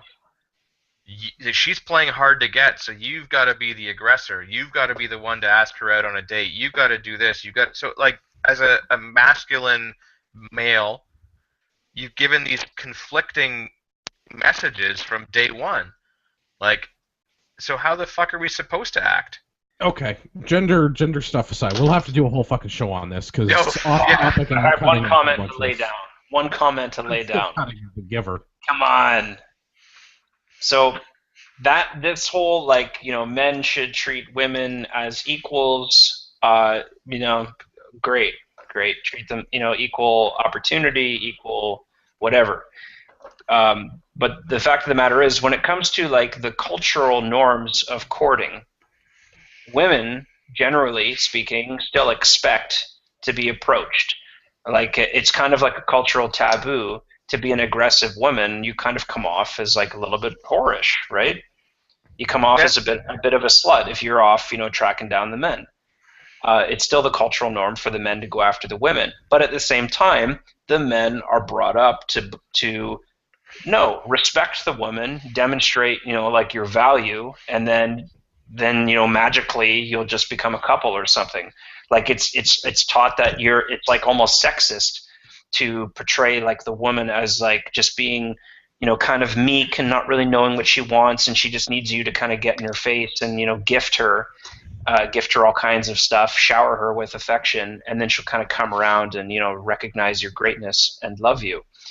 Yeah. And this is kind of a cultural phenomenon that's been brought about by kind of modern feminism, and it's a total disaster. It's the last person. It's kind of a joke in that the last person you want to ask for dating advice is a woman because they don't know what they want. You guys all have women in your life, and how true is that statement? Yeah. What do you want for dinner? Oh, I don't know. It's just a normal thing. And yet, there are very vocal people in our societies that have significant sway within the education systems, and this is the behavior that's taught to the children now. Yeah, and this is the thing that drives me nuts about the whole thing, is that typically the people that complain the most, and this is a broad statement, that complain the most about the discrepancy between male, I guess, salaries versus female salaries, are the ones that also complain the most about, well, a guy didn't pay for dinner.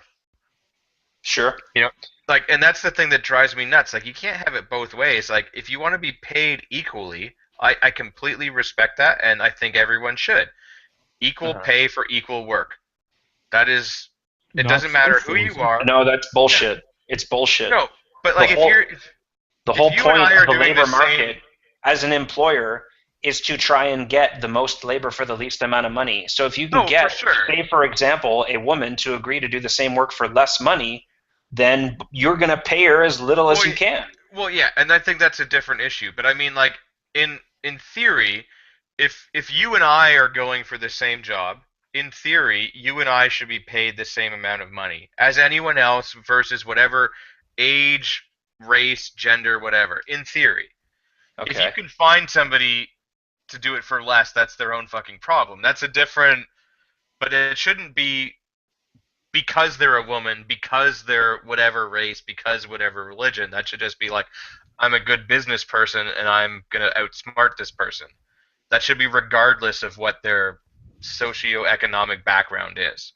Well, when it comes to the market, I don't think phrases like ought to be or should be, should even come into the conconversation. No, and that's fair. A contract. It's a contract between individuals. But my problem is more that the feminazis that are pushing so hard for equal pay and all this and that and everything else still expect a man to pay for the first date or every date Oh, sure. or all dates. And that's the part that drives me nuts. It's like you're all for equality when it works in your favor. Exactly. But when it doesn't work in your favor, and it's the same, it's not just like man versus woman, race versus race, and it could be any race versus any race, and that's the thing that drives me nuts. It's like everyone's for equality when it works in their favor. Nobody's for equality when it works against them. Well, absolutely, and that's why you see such a backlash against, all these like diversity programs, and that's why you see backlashes against multicultural programs, is because the government is subsidizing this. It's not equality; it's money being taken from people to subsidize other behaviors, and like I don't think it's women's fault. Because this is what's taught to them. It's taught to them that we live in an equal society. However, a man ought to pay, a man ought to do this, a man ought to hold the door. And that's respectful. And that's the way I choose to conduct myself because I think it's right. I like to spoil, my girlfriend and, would not to like a damaging extent. But I'm sure at the same time she enjoys doing the same to you. Maybe not in the same ways, but in ways that are appropriate for the relationship that you two have. Absolutely, but it's a taught behavior. It's a double standard that's taught. Oh, for sure. That's why you get so pissed off people. Yeah, because the society tries to have it both ways. Yeah, you can't be expected to open the door for every woman and then not get paid more. Like if I'm expected to get the bill for every date I go on, shouldn't I be paid more then in order to be able to fund those dates that I go on? Yeah. And the issues with the wage gap, the discussion is usually built on a bad information or a bad interpretation of the reality. They keep saying, well, like a woman earns 70 cents for every dollar a man makes. That statistic that's usually thrown around is actually based on the total earnings of men in the labor force versus the total earnings of women in the labor force. And it, to a large degree, reflects the fact that there are fewer women working than men. Yeah. Not that their average pay is lower, but there are fewer of them. And it also fails to take into account, like let's just say, in the absence of government regulations saying you have to do equal pay for equal work, if I was an employer and I had two people come to me, one man, one woman, and they had the same qualifications, similar experience, bringing to the table, I would be inclined to pay the woman less to offset my cost if she gets pregnant and then leaves the workforce and I don't get the value out of training her for that job. Like that would be my natural inclination as an employer. I have to mitigate my risk. If I get two people and I have to spend the same amount of money training person A versus person B, and person B is a woman, I have to realize that I might lose this person for 6 to 9 months. So I'm not going to get that value back, and that's just the reality of life. Okay, so it's unfortunate. Look, but it's a biological reality that for sure. Women expect and deserve time off when bearing children. And as an employer, how can you be compelled by the government to just bear that cost? And let's also be clear: the company doesn't bear the cost; the customer does. Well, I mean, we just had somebody leave our company, and I've just interviewed people this week to hire people, and every single candidate was a woman. And so a lot of things that I'm not supposed to take into consideration, I take into consideration because I'm not an idiot. Age and all of those things, right? Like, I can't ask somebody their age, but, this is not an entry-level position, but a junior position, not a senior position. We had somebody that was more or less in their 50s, if I had to guess, because I'm not allowed to ask. And I had another lady, and these are the two top candidates, that was in her, I'd say, mid-30s, but in discussions she said she was married, but, I can't ask, but she clearly said that she was married. She may or may not, become pregnant and leave. That's a concern, because then I need to find somebody to fill that job in the interim, because I need to keep her job. And then she may or may not, at the end of that term, be like, yeah, you know what, I don't want to do this. Mhm. So I've had to save that job, and then at the end of that, they're like, yeah, I don't want to come back. Now I have to go and find somebody else. So now you've trained 3 people. By the time you Yeah. find that replacement, you've trained And 3 people for the same job. Yeah, and I have no problem. Like, I've had to save jobs for people for medical reasons and everything, and they've come back, and I don't mind doing that. But I think that, like, whatever your reason for leaving is, if at the end of that term, whatever that term is, there should be okay, now you've made the option to not come back. Okay, so you've got to give me some of that pay back because you're not coming back. I don't care if you're a man, woman, whatever. Like, I've saved your job. You're not coming back, so what do I get now? Yeah. You know, and like rather than just oh yeah, sure, yeah, you can come back, like Yeah. And Andrew's right. It is a whole like rabbit hole here. But I mean, the fact of the matter is that there's a financial reason for these realities existing. Like where the wage gap exists, it's because of the financial risks of hiring one gender versus the other, and then sure. you're like an employee is an investment. Yeah. You pay them a certain definitely. amount of money for their labor, and you pay them a certain amount of money, like you invest a certain amount of money in training them, and you need to make that return to have a viable business enterprise. And it is what it is. I don't think wage equality is really a reality. I don't think any equality is good really in a free market. I think everybody should be in constant competition to be better than each other. Exactly. But I mean, that's the thing, though, right? Like, equality is, but that's the thing, right? Like, the difference between I'm going to pay you less because you're a man, woman, black, white, Chinese, whatever, versus I'm going to pay you less because I'm a business owner and I think I can pay you less because of whatever you are.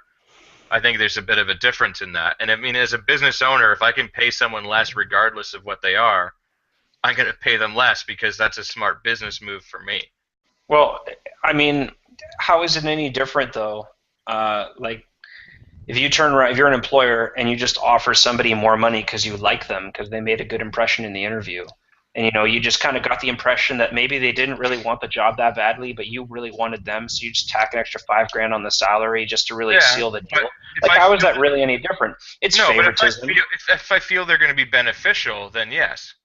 But I just don't understand like the logic. Like, I mean, the employer is just going to offer basically the bare minimum to get that person to sign on and get the value that their labor produces. Yeah. Like, it really doesn't matter what their gender is. And if women, for example, feel like their labor is worth less, then that is not only good for the employer, it's good for the customers because the product or service that the company provides is therefore cheaper. Like, here's the thing, like this is why the wage gap is bullshit. Because if women worked for less, nobody would hire men.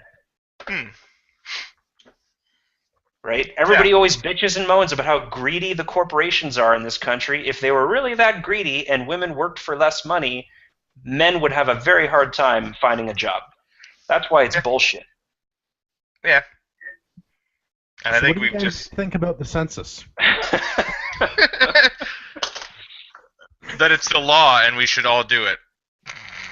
I guess, yeah, should we talk about that part? Because I'm going to cut a lot of this. Yeah, that's fair. I imagine that's what happens to every episode that we're on. And, yeah, given my... Just go from the census to the wage gap is bullshit and then move on. Yeah, given my interactions with Microsoft earlier today, I'm drinking face off, so... Okay. I think the general consensus with the census... The general consensus. I would say that we are all not pleased with the census. Would either of you care to share why you don't like the census? Why you may choose to not complete the census if you were given one? The short form census is what I received. I'm pretty sure it's a short form anyway. It was only like 3 or 4 pages. And I lost it, so I guess I got to do it online. But I probably am only going to do that if somebody, comes and hassles me about it. But I don't... The information from when I flipped through it wasn't particularly invasive. I obviously just questioned the value, and I really questioned the competence of the government for just not having that information in the first place. Like that information, I understand that there are laws in place that prevent government departments from sharing information with one another, like in lieu of a warrant. But if the fact that the federal government can't infer this information on the basis of what it has the capacity to collect is just embarrassing. And it gives me great confidence. That you were issued a birth certificate and a passport and a exactly social number as a straight white male, aged, whatever. Like, yeah. It gives me a lot of confidence, that if the government, decided to get, quite sinister with its deeds, that we would have their bumbling incompetence on our side, and we'd have lots of time to organize ourselves against it. You say that, but when they had the floods out west, they knew exactly who had guns and where they had them. So yeah, but here's the thing. Lots of information that they keep really sacred. They seem to keep that information, but never any of the information that matters, like on the 26,000 aliens that were supposed to be deported for violent crimes that are just on the loose in the country. Or the 30 it's a question of priorities. 30 terrorists that haven't had their citizenship revoked. Well, it's a question of priorities, right? Yeah. And the government, it's not a market-oriented service. They have a monopoly on whatever they do.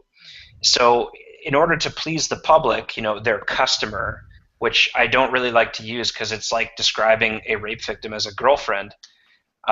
It's just there's no market forces, applied to so you get that customer satisfaction business, product or service providing relationship. So in order to kind of portray that they get results to the public, they go after the low-hanging fruit.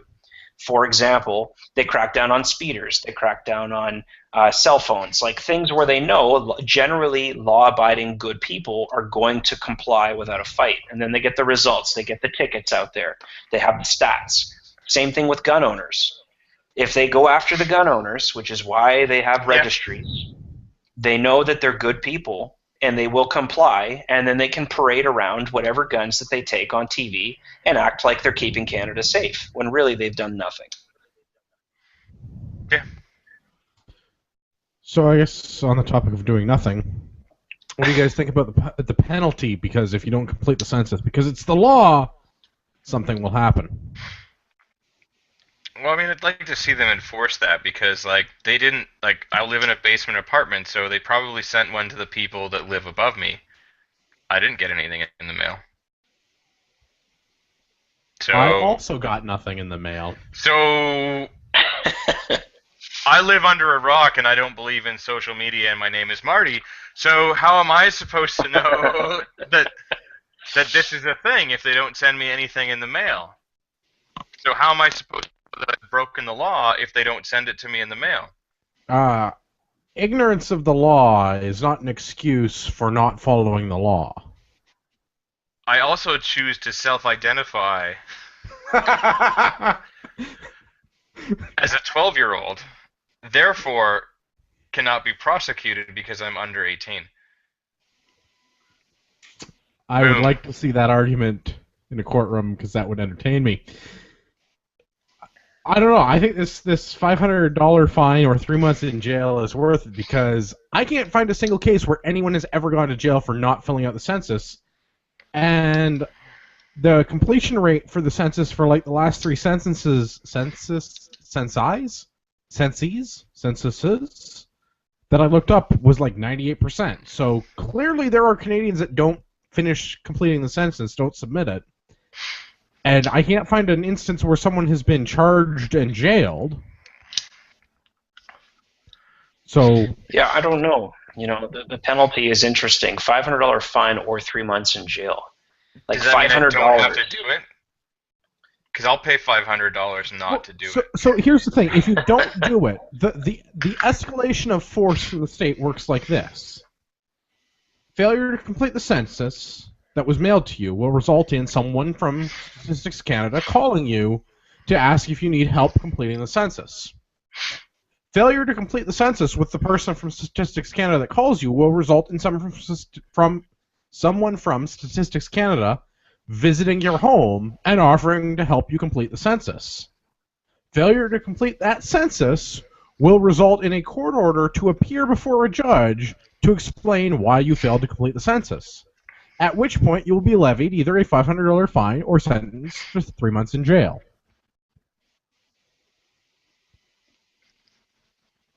Yeah, but this is the thing I don't get. So if they don't know my address to send me something, because from what I understand, because they didn't send me one, that it's not addressed to me, it's addressed to the homeowner. How are they going to know to come and arrest me? That's what I was saying. Like, I think this is very, very unenforceable to begin with, but also, even if they can enforce it, the fact that only 98% of Canadians have completed the last 3 censuses, or whatever, however you say that word. Censi, I believe. Censi? Because it's like penises, peni. That's how that works, right? Sure, I'm leaving that in. I use the technical term. Well, I don't understand that, but under the National Household Survey, which was the equivalent of the long-form census in 2011, where it was voluntary that you could complete all of the questions about like who employs you and how much money they give you, it was either 68.6 or 69.3% completion rate, depending on which set of stats you look at, like depending on who's reporting that stat. So just shy of 70, yeah.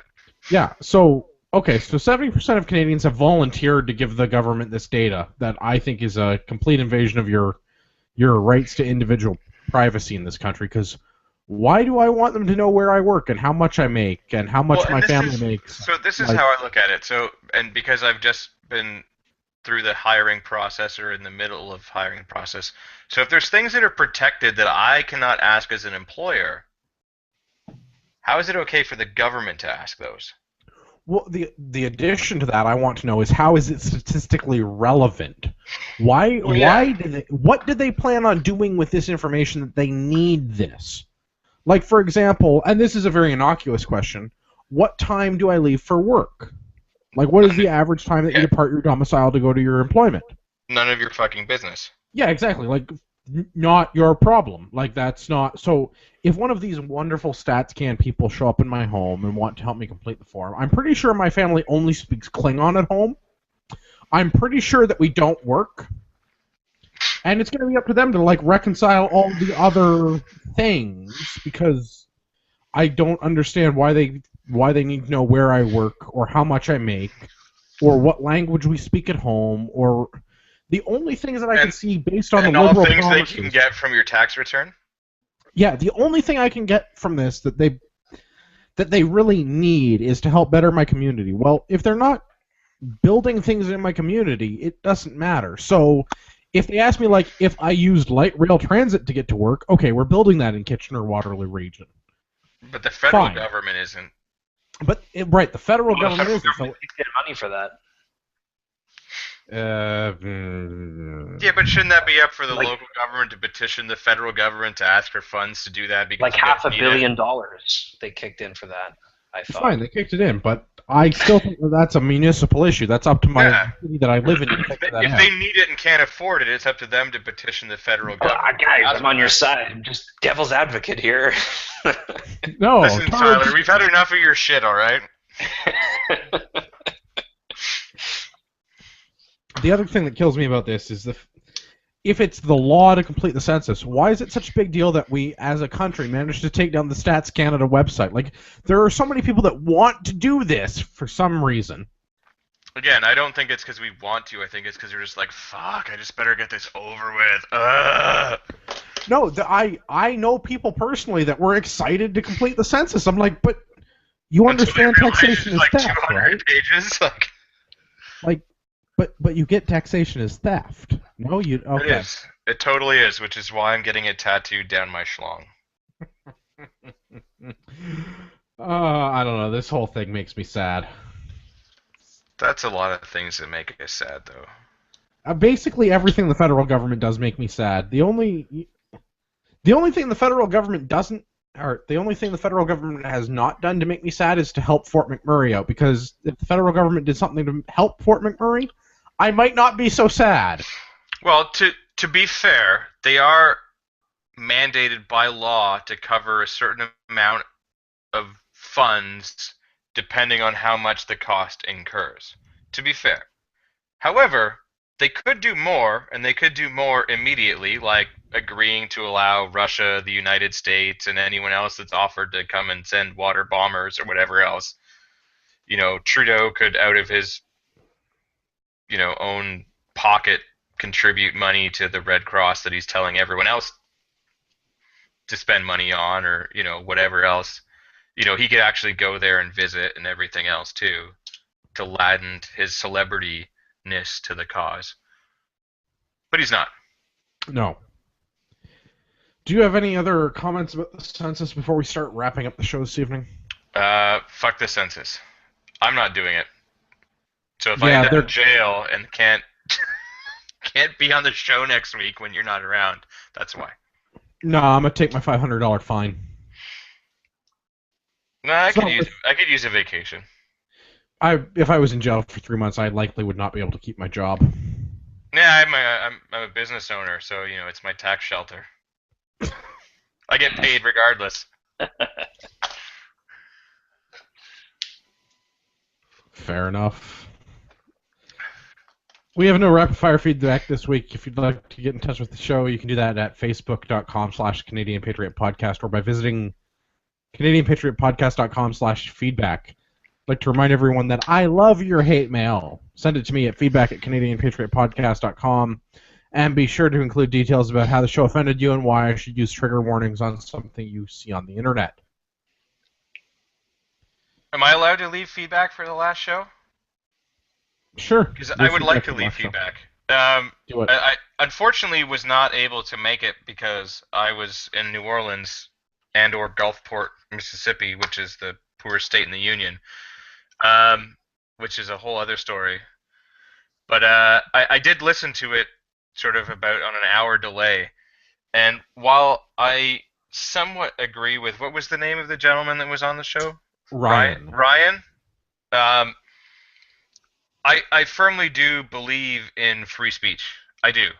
I think that is important. I think we should be able to ask questions and have all kinds of criticism of anything and everybody. I do. However, if you are an actual party member, and I don't mean just somebody that's like paid money into a party, because I've paid money into the Libertarian Party, but I don't expect them to like question me on things because I've just given them $40 for a 5-year membership at the moment. I don't think that entitles me to anything. But if you're actually like part of a riding association, this, that, and everything else, of any party, not just the Wild Rose that I believe he was a part of, and while they may support free speech, I think if you go against something that the party is for, that is not necessarily against free speech. That is against what the party goes, and they have every right to tell you to delete that. And you don't have to like that, but that is your choice to make a stand and say, I either support the party or I support the right to my free speech.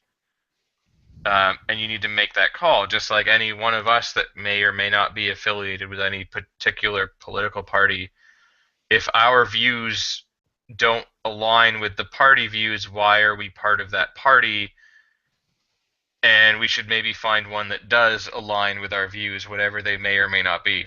That's my comment on that. Fair and enough. I wish I could have been there, but I understand. New Orleans jazz. But I was actually in Gulfport at the time, which is like Hamilton but smaller and shittier. So not as fun as New Orleans. So not as fun as New Orleans and jazz and drinking at 8 o'clock in the morning and doing all of those other things.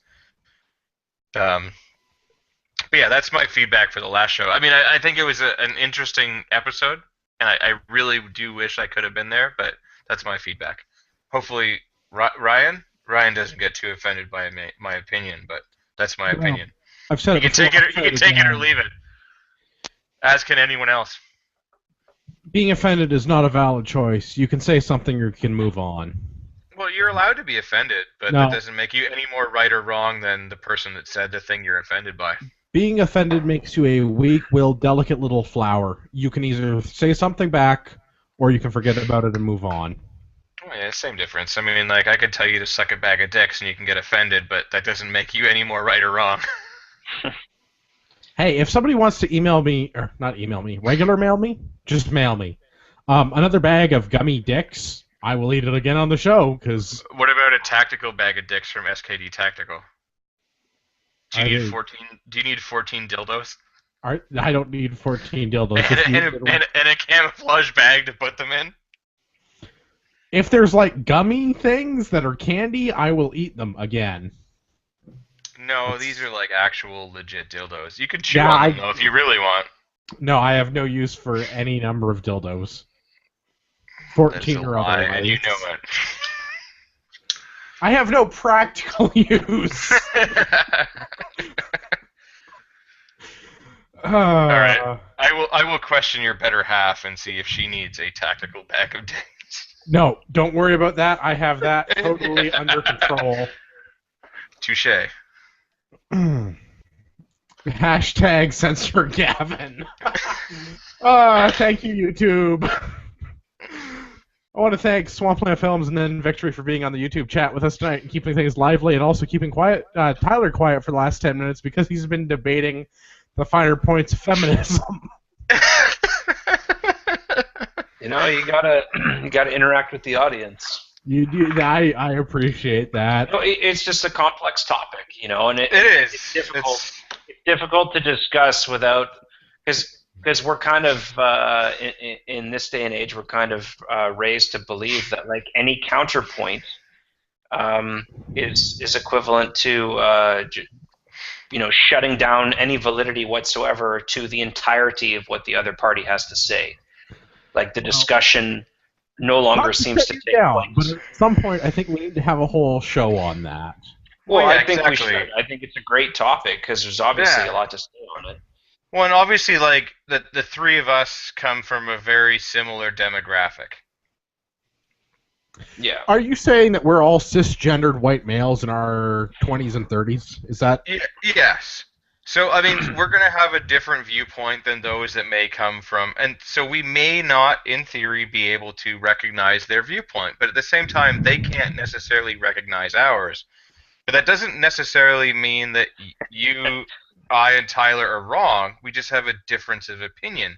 But the discussion is what's important, and not being able to have the discussion is bullshit.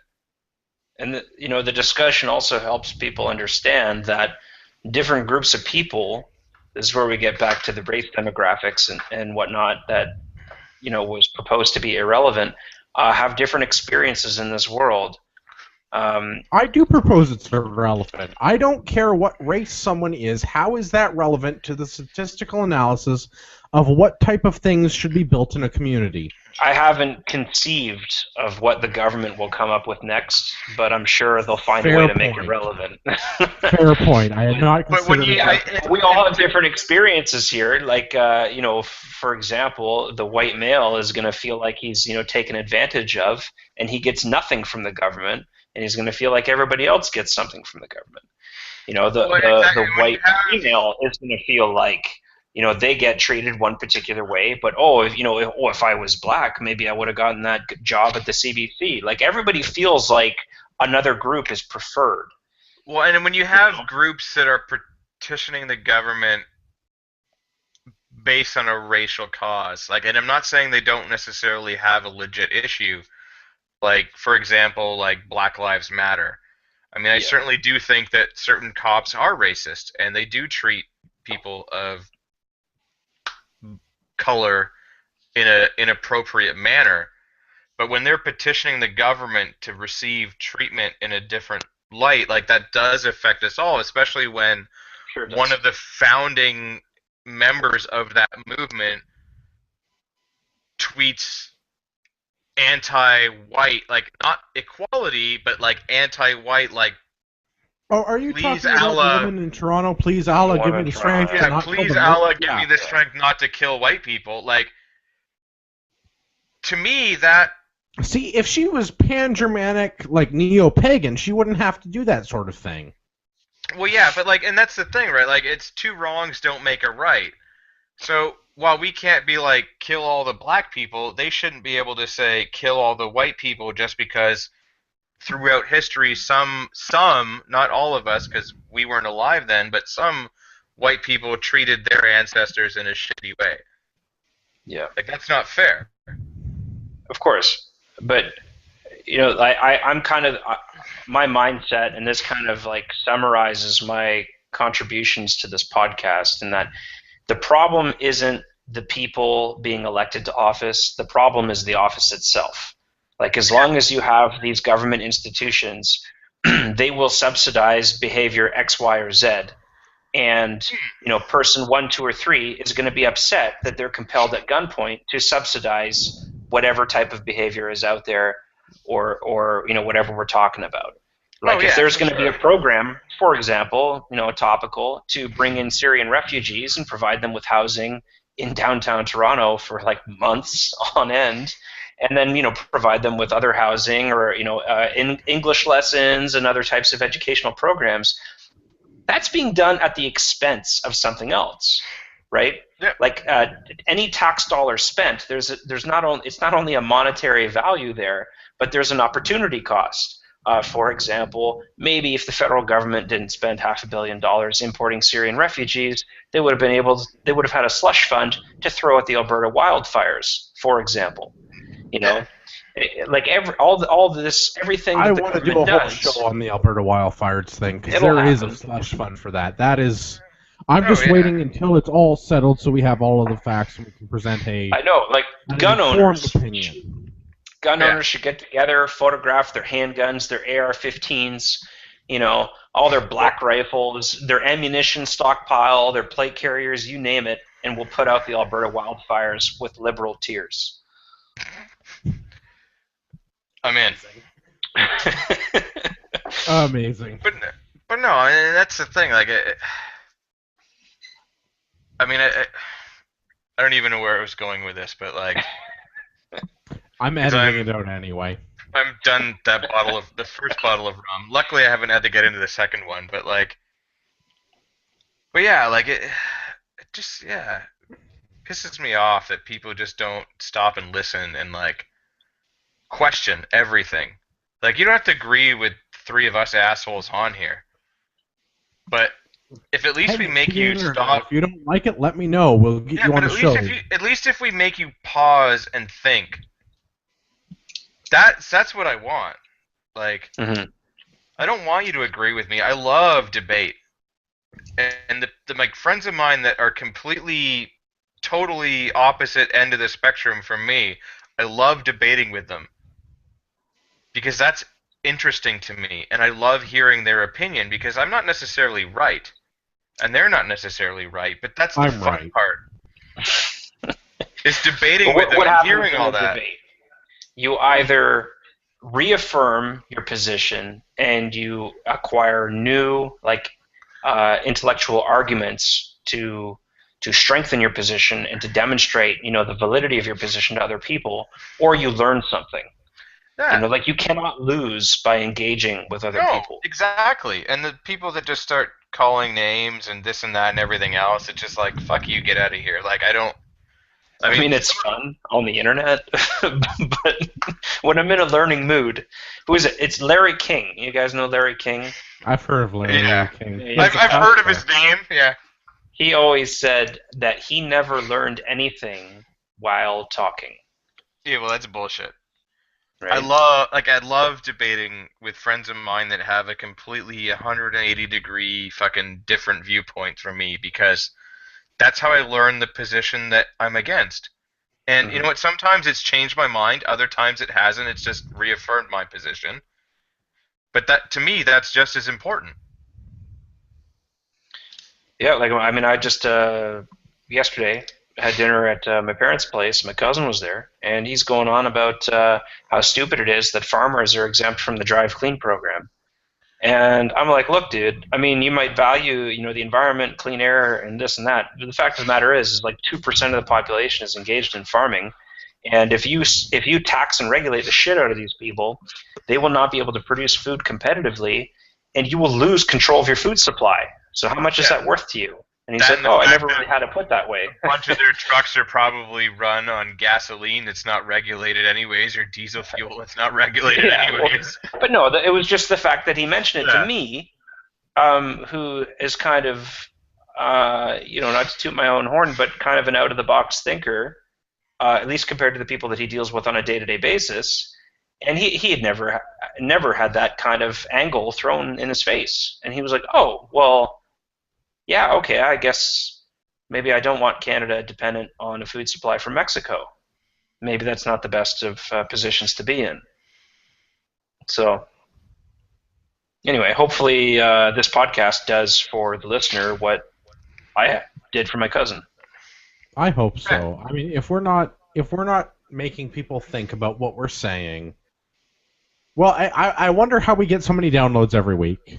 Not that I don't appreciate them. I just wonder how we get them. But I hope that we do make people stop and think. And for the YouTubes, because there is a cry for women to be on the panel. If you are a woman, either identify as or are a cisgendered woman, I don't discriminate, whatever. If you'd like to be on the panel, visit CanadianPatriotPodcast.com, fill out the thing on the panelist page, and let us know that you would like to be on the show and what your area of interest is. If you have a vagina, maybe mention that.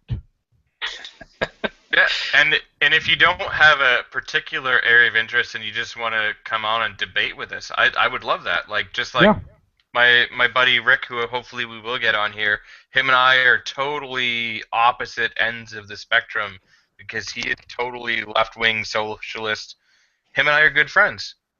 I respect his opinion, even though it's completely different to mine, but that's what I like about him.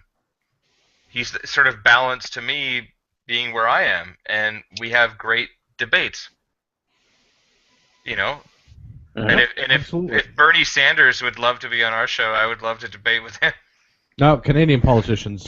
With that said, we have a standing invite for the Right Honourable Justin Trudeau. If you or your RCMP lackeys would like to be on the show, feedback at CanadianPatriotPodcast.com. Make sure you use that parl.gc.ca address so I know it's you. And stop friending us on Facebook. Yeah, I got another request from somebody in ISIS today. I'm sure it's ISIS because there's... Yeah, I'm sure it's ISIS. I probably got the same one today. There is very likely no episode next week. We will very probably not be live on YouTube on Monday night at 9 p.m. because, let's be honest, I can't trust these guys to do this without me. Tyler and I are totally going to do one. It's going to be an outlaw match, and... be an unofficial episode. So much editing. It's going to be like, what episode are we on right now? Don't 27. Worry about it. Damn it's going to be 27 and a half. Gavin, where's the best place for our listeners to find you if they want to stay in touch? Aside from the local pub, you can find me on Instagram at urbex_GTA. Or on Facebook if you're friends with any of these assholes. Right on. I'll make you work for it, though. Tyler, what about you? Yeah, if you're on Facebook and you're friends with any friends in common, you can find me, no problem. Tyler Gerard. If you work for the Census Bureau, I'm sure you'll also have no problem finding me. I'm on Twitter sometimes, very rarely, at Liberty Podcast. But I'm on Instagram at Liberty Podcast, and I do my own show, Liberty or Death Podcast, International Liberty or Death Podcast. And we try and throw an episode about it. In June, July, that should be an interesting one. Oh, shit, yeah. We try and put an episode like every 2 weeks. And in June, the third week of June, my fellow co-host, a freedom-loving Texan, and myself and Gavin will all be in the same room, just dropping truth bombs and making liberals cry. So that should be an excellent time. We're actually going to beat off with their tears as lubricant. All I want to know is, where is my invite? What the shit? Brockville, bro. You said you weren't coming to the charity shoot. Oh, this is the charity shoot? No, screw that. I got shooting that's got to be done. Yeah. Yeah, I'm not even going to be at the shooting thing, but I'm going to be there that night, drinking in a hotel room, recording ridiculousness. Yep. Did you guys do a call-in show? We can do one. Yeah, sure. Yeah. Why not? I'm going to be able to make that. It's I got the shooting internet. that's got to be done.